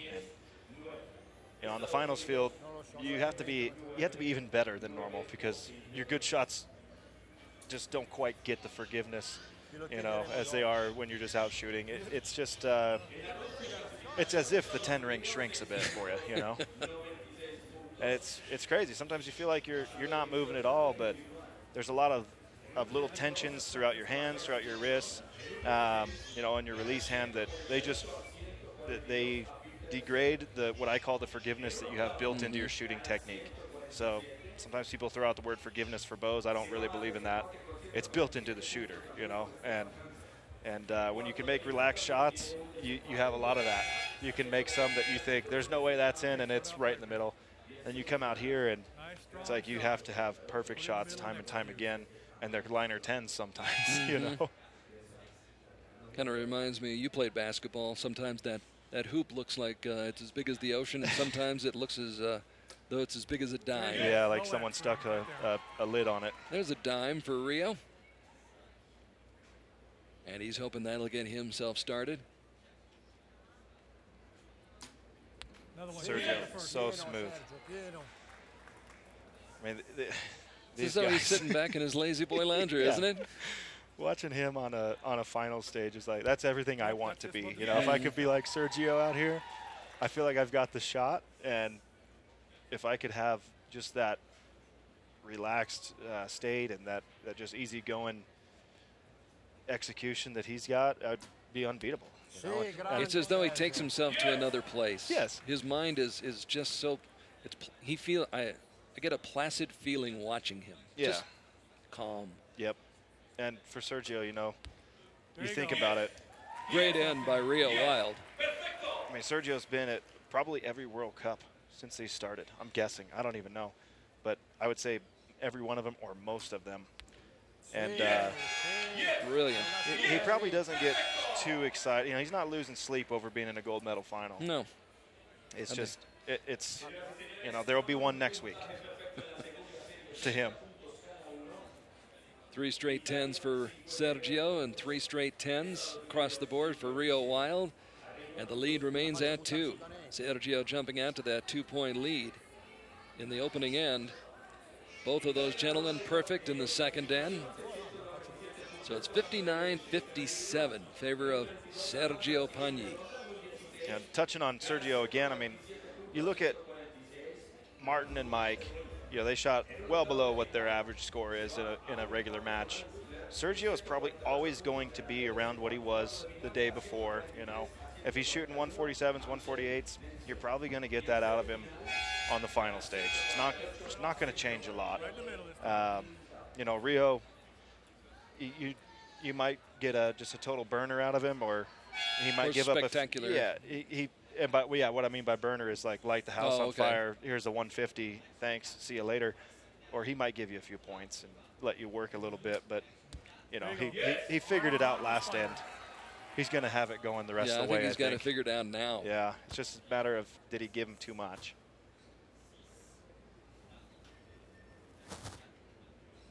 I mean, you can see just how steady he is, how relaxed his hand is. Trying to line up that pin. Yeah, there's really no tension in the forearm. I mean, that's the things people don't think about too much, and it's so much different when you've got some adrenaline going through your body. And to me, really, it is what makes this format of archery fun. I mean, the World Archery Outdoor Game, it hinges on these final stages. You know, the rest of it, I could care less about. Sometimes it's monotonous, but out here, it's like every arrow is exciting. Gave one up. And finally, Sergio Pagni gives one back.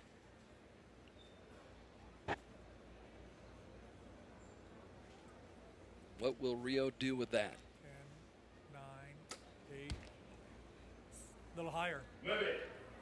High 9. And a surprised expression on the face of Rio Wild. Yeah, I mean, again, he's already down 5. That's pretty well below his average.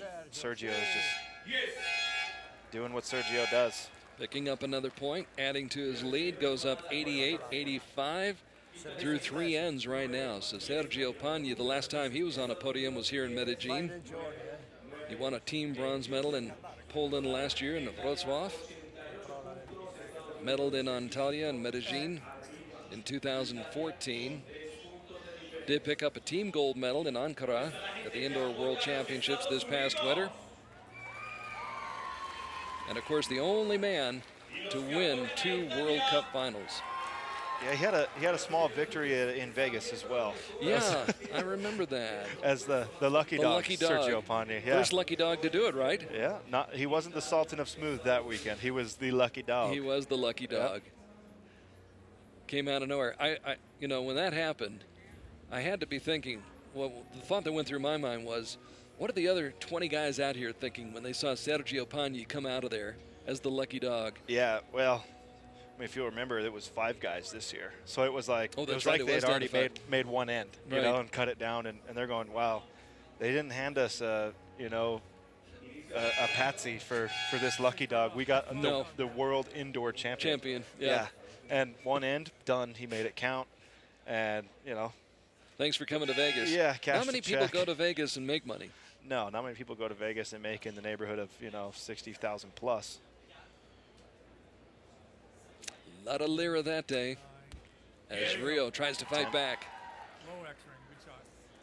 Yep, I think you'll see mostly 10s from each of these guys the rest of the way out. Sergio will probably finish in the neighborhood 147, 148, and I don't think Rio's going to give him any more cushion. Or not. Or not. Gives back a point, 97-95. Not over yet. And both know that. 9, 8. There you go. Sticks it. Full shaft in there. And it was interesting there, Sergio, I'm wondering if he just gave it a little windage, feeling that breeze pick up, but I don't feel like it necessarily always moves the arrow too much. We've got so much structure protecting the arrows as they're in flight, so it's kind of hard to gauge. I think that's why you're seeing some wide arrows, some not so wide arrows. Things are interesting out there. 9, 8, 7. Yep, good 10 for Rio. Caught the line. Just gonna throw a click in the sight and try to get one more 30 and see if that's enough. Muy bueno.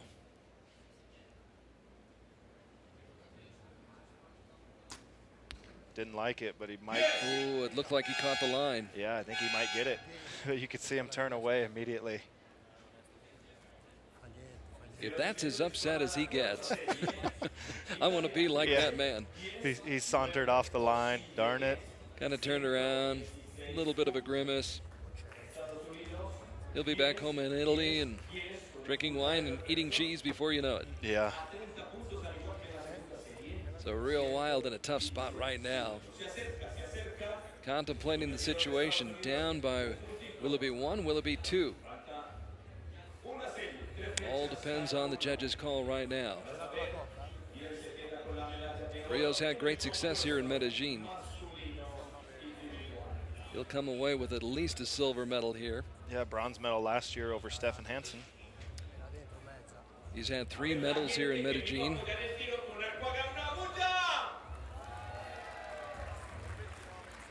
In fact, last year had 2 bronze medals and 1 gold medal. Had a team gold medal and an individual bronze and a mixed team bronze last year. Yeah, as a team, we went. We blanked one in China, then we went gold, silver, gold, and he had a bronze medal in, I believe it was Turkey, and then here last year. 9, 8, 7, 6. It was a tough one. It started out a little breezy, moving him around, then it laid down, and sometimes that's as hard to deal with as it is just a constant wind, because you've got to readjust and try to pick your spot again. And that's just a guessing game, right? Yeah, they're both going out right a little bit, and I'm looking at the flag, and it's actually moving to the right for the first time. Although our wind gauge is showing left, but it's spinning around like a compass too. It's a good one. Yeah, I think the shot out here right now is just hold it straight up and make the shot count, and you're probably not going to move too much with the wind. I don't think it's enough to really move you one side or the other, so you shouldn't have to aim off, but sometimes it does feel that way when it's hitting you in the face at full draw. Maybe an academic point at this point. Rio trying to finish up as strong as he can, but has to settle for that 9. And only a 7 for Sergio Pagni. Right around what he was shooting in all the matches leading up to this, And you said that, yeah. It's 146. 9 is enough. Sergio Pagni is your gold medalist here at stage 2 in Medellin.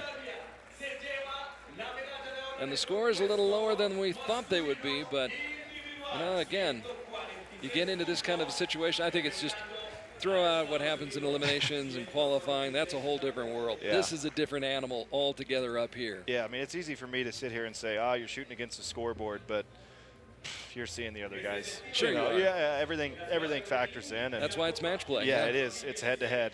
And, ideally, if one guy struggles, you just keep your foot on the gas and do your thing and pick up a big win. But that doesn't always work out. Sometimes you're you could probably step onto a gold medal field and say, all right, subtract 2 points from what's normal, and that'll be a decent day or a good day.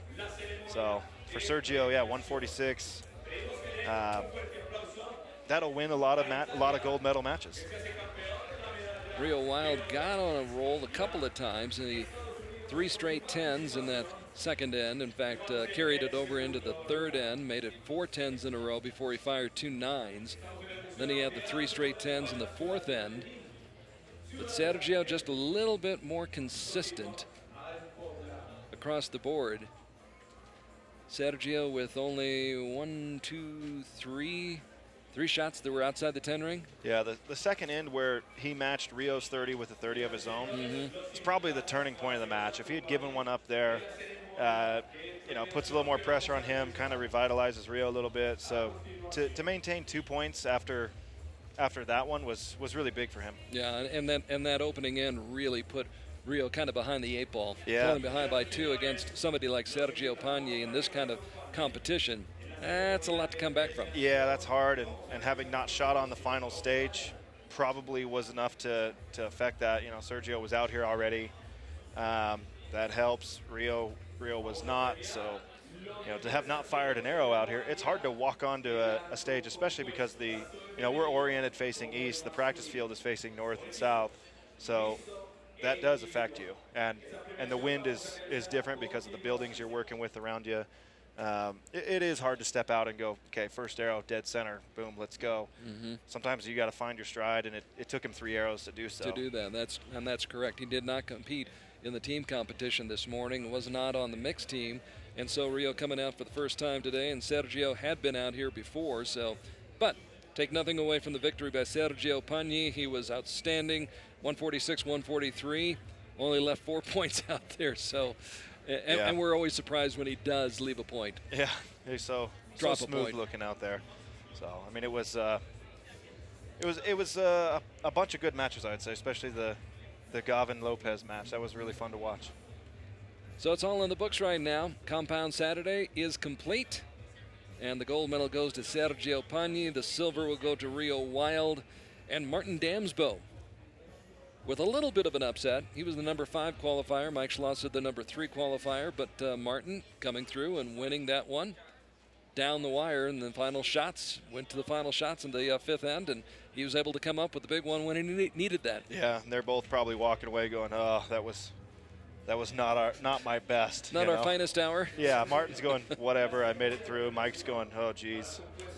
But like I said, for Mike, I think that's a big step for him, and working back towards his regular form in finals matches. So big kudos to him. I think he'll be back in full force on this finals field pretty soon. Mike Schlosser did pick up about 15 more points, so he should have about 40 points and should still be the leader in the rankings, in the World Cup rankings. Yeah, he's good. Looking at the guys on this list, Demir El-Magakli, Mike Brosnan, Patrick Larson, Seppi, Cilliers, and Gabriel Badenhorst. Yeah, none of them are here. No. Martin Damsbo was here, though, and he picked up 18 points. He's got 23 now, so he's clearly in the picture for Odense. Yeah, and for him, again, another one of those athletes who is from the host country, so he'll move ahead of Patrick on the list. If Patrick can have a good showing in Turkey, you might see 2 Danes there. But for Martin, assuming they're going off of World Cup points for their selection, if neither of them were to make it, which I think is unlikely, at this point he would be the one. Presentation of the medals in the mixed team competition. And the sombrero fits Dominique Genet quite well. I really like the hat.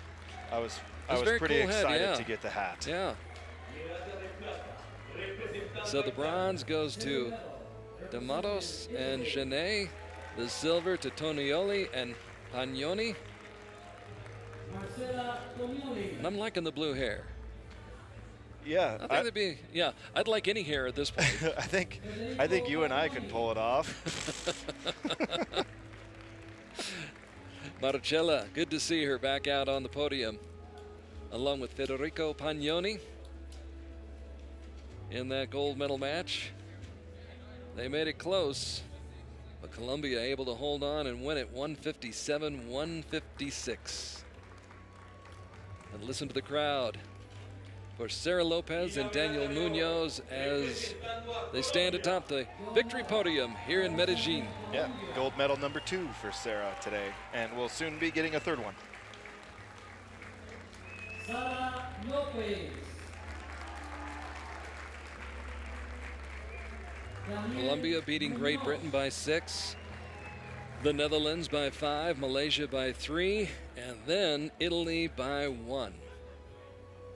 Had to work for it, but they got it. And now they're styling. Yeah, at the 2013 World Games, which were here in Cali, Colombia.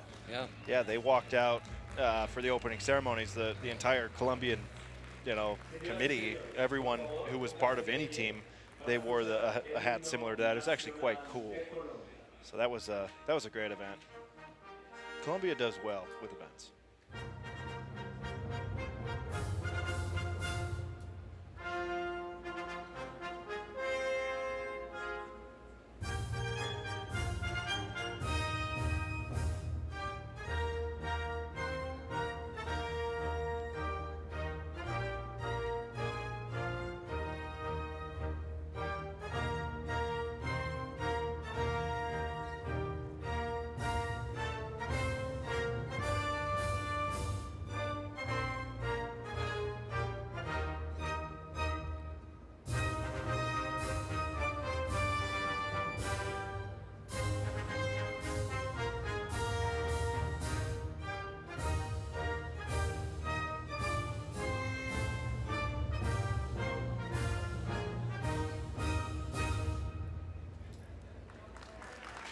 Congratulations to Colombia as well as Italy and to France. And again, another podium selfie.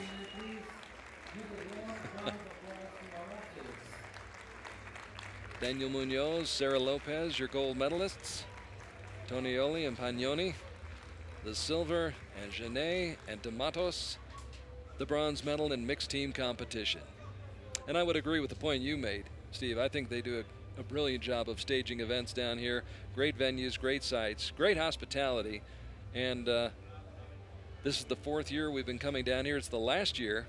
Correct. Hopefully they'll bring us back down here again someday. Yeah, I wouldn't mind seeing Medellin specifically back on the World Cup cycle. I think it's an awesome city. I mean, who wouldn't like to have a dirt bike to ride around in these mountains? It's gorgeous up here, It's they do well, and we'll go to Salt Lake City next year and have one on very specifically my home turf. Exactly. The Easton Center where I train, and the one that was formerly in Poland will move to Berlin next year. So we're going to see some changes, some different venues, and I think it'll be exciting. I think 2017 will be a very cool World Cup season, even coming off the Olympics, which I think typically sees a little bit of a lull.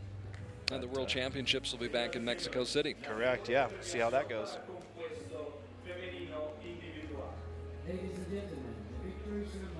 So a quick turnaround for Sarah Lopez and Marcella Tonioli. Those two really cashing in. Tonioli defeating Sarah Holst Sonicson in a great match, decided by 1 point, 143-142. We thought that was great. Yeah. And then we retreated to the match of the day between Sarah Lopez and Crystal Gauvin. That'll be the one I think everybody's talking about tonight. Yeah, that was a good one to watch. It's always tough to see someone lose in that scenario, but it's got to happen. And It generally does, yeah. It's sport. Yeah, and both of them put really good shoot-off arrows in the target there, so that's always cool too. You hate to see one person stuff it and the other person lob one into the A-ring or something. So congratulations to Marcella Tonioli. I think that's her 3rd hat. Marcella picked up a bronze medal this morning in the women's team competition. Then a silver medal in the mixed team competition, and now a bronze medal in the individual competition as Crystal Gauvin accepts the silver medal representing the United States What a tremendous display. What a show she put on. She's come so close to that gold medal. She's going to break through. It'll come. Yeah, I mean, it's got to happen for her. Second place in World Championships in Copenhagen, second place here. She's had some great qualification scores, much better than she's ever had in years past. American record in China was a 7:05, a 6:98 here, which was it's her second best ever qualification score. So, you know, that shows you the shot is progressing. I think specifically she made big progress in her head-to-head match, especially in the finals. She made good shots and responded when it was really hard to respond, you know. So she said she had won it in China. Both she and Sarah said we'd love to go up against each other in Medellin in the finals. They both wanted that match, and they got it. Yeah, they got it. So. And neither shied away from it either. No, and when the going got tough, they kept putting them in the 10 ring. That's impressive. It was a great showdown between these two, Crystal Gavin and Sarah Lopez, as the 21-year-old Lopez, ranked #1 in the world, picks up her 3rd gold medal of the day.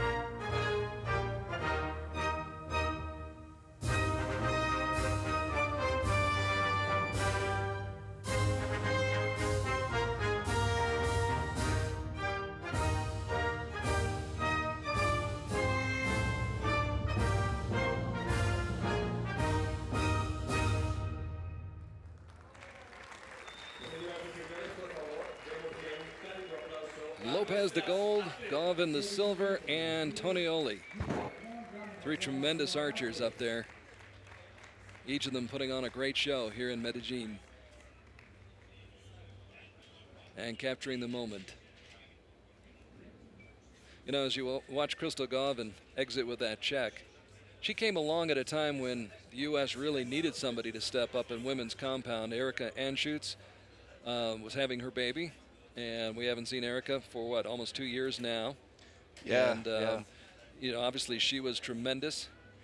Yep. And I think she's making a comeback here. I think she'll be at our U.S. team qualifier. Love to see her back. Yeah, 2 weeks in Florida. So you may see her on a team again in the near future. That would be great to see. Yep.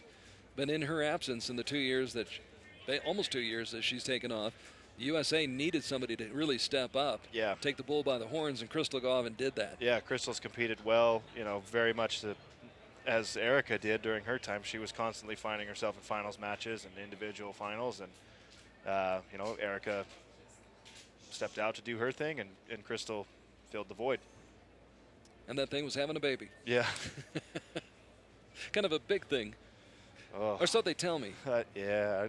I let my wife take care of that. I would like to not know what it's like for a long, long time. You're young. You've got some time. You got some time. Get your sleep. That's all I can tell you. Yeah. Well, that's hard to do when you go from China to California to Medellin all in a matter of 2.5 weeks. Well, you went. I know that Peter Elzingo went. I know that Mike Schlosser went. I'm trying to think who else told me that a lot of people went to Reading, and there was only a short period of time in between. So you guys have really been on the go. Yeah, I got back from China on a Sunday, turned around and went to Reading on Wednesday. We got done with that on a Sunday, turned around and flew here on Monday, and you know, now we're going to turn around and head home tomorrow. So what time is it? Who knows? Who knows? I've got a watch with 2 time zones on it, and I'm not sure. I'm not sure my body is adjusted to either one. So I'm somewhere in between. Well, think about Martin Damsbo. He goes from China, probably went back home to Denmark, then flies to Medellin, Colombia, and still is able, how do you do that? Tom Dillon. Nice move, Tom. Secretary General Dillon putting the hat on the hat. And a little bit of a different look for Martin, but Martin's a different kind of guy. Yeah, he's rolling with it. Rio Wild getting his silver medal. And in all the years we've been coming down to Medellin now, the 4 years, he has never gone home without a medal. It's not often he does. Usually he's in, at minimum, a team final. And the 21 points he picks up puts him in contention for the World Cup finals in Denmark come September. I think if he can make this one, it's something like 6 or 7 straight too. So Sergio Pagni obviously vaults himself into the picture, picking up 25 points, winning the gold medal. So the two guys who qualified 16th and 18th, the wily veterans, I guess it's just get to the qualification matches. Yeah, or the elimination matches. The field is so deep anymore that it doesn't change a lot whether you qualify, you know, very high or middle of the pack. Down the list, yeah, it just switches where you're at in the bracket. You're going to Right. shoot against the same guys. You know, things don't change. It's the same people, just switch spots.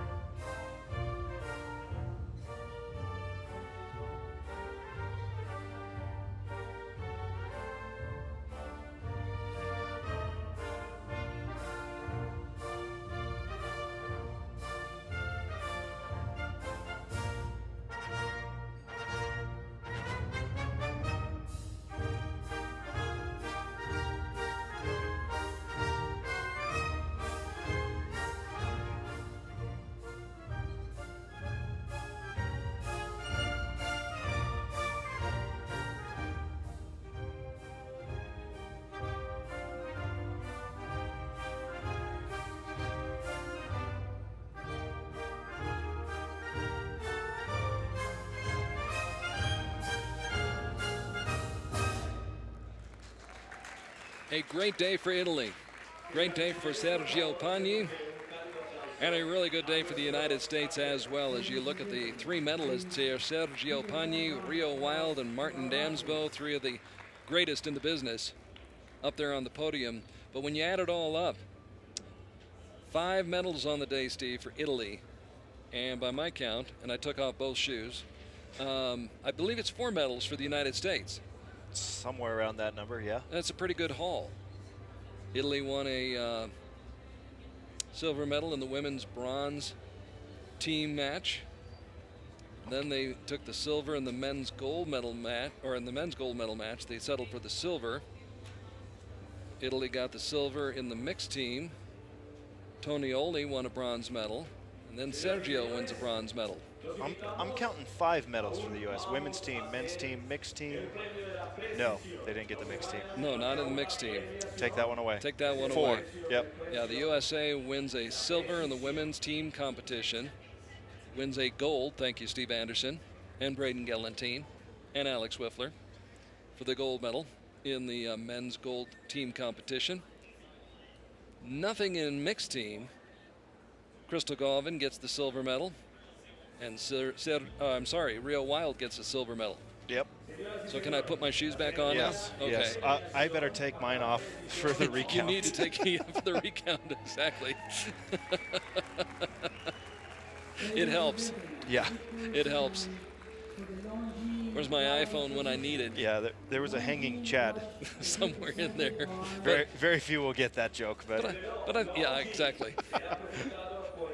I got it. I'm old. I got it. But the point is, it was a good day for USA and for Italy, and it was a great day for Sarah Lopez of Colombia. Colombia did very well, and of course, Sarah, let's just repeat the numbers for her. Coming into her gold medal match today, And this is not counting what she did in the mixed team as well as the team competition. But just during the week, she had shot a 710, which I believe was the highest score in qualifying. Yep. Tying Stefan Hansen as well as Alex Wiffler. Alex Wiffler. Okay, so she shoots a 710. She has 62 tens, and 37 of those are X10s. Yeah, enough tens to get that. Right, enough tens to get that. And then you add on what she did today, and I don't know how many tens she shot today. I haven't had a chance. I have to take my shoes off again. Shoes. Yeah, or enough toes and fingers. I'm sure she shot more than I can count. See, I'm but doing that's it all why wrong she's again. I thought we were counting shoes. So congratulations to Sarah Lopez, the Longines Prize for Precision going to that wonderful young lady from Colombia. Well, a great day here in Medellin once again. Italy with 5 medals on the day, the USA with 4 medals on the day. We want to thank our great sponsors again, Hyundai, Fila, Sporttoto, Longines, Turkish Airlines, Hoyt, and Easton as well. And we want to congratulate all who medaled and all who came and competed. Now we'll look forward to seeing what happens tomorrow on Recurve Sunday. Tanya Ting, Chemi-san, Kuban-chan, Kawanaka Kaori of Japan, Marcus D'Almeida from Brazil, and Brady Ellison of the United States going up against the gold medalist from last fall's World Cup finals. That's Spain's Miguel Alvarino. Those are just a few of the great names on the marquee tomorrow. Recurve Sunday, Stage 2 at the 2016 Hyundai World Archery World Cup Tour. Till then, I'm Carl Archie on behalf of our entire crew, including Steve Anderson.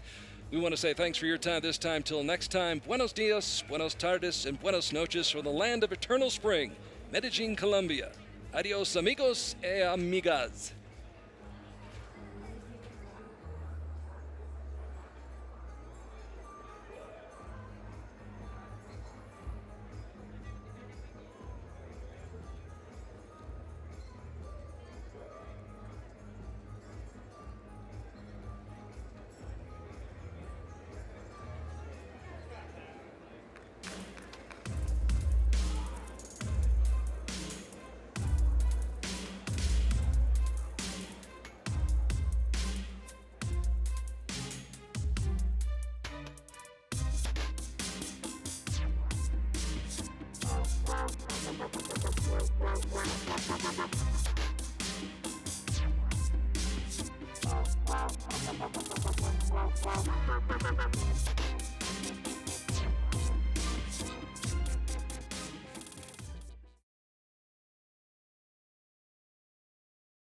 Stefan Hansen, world champion.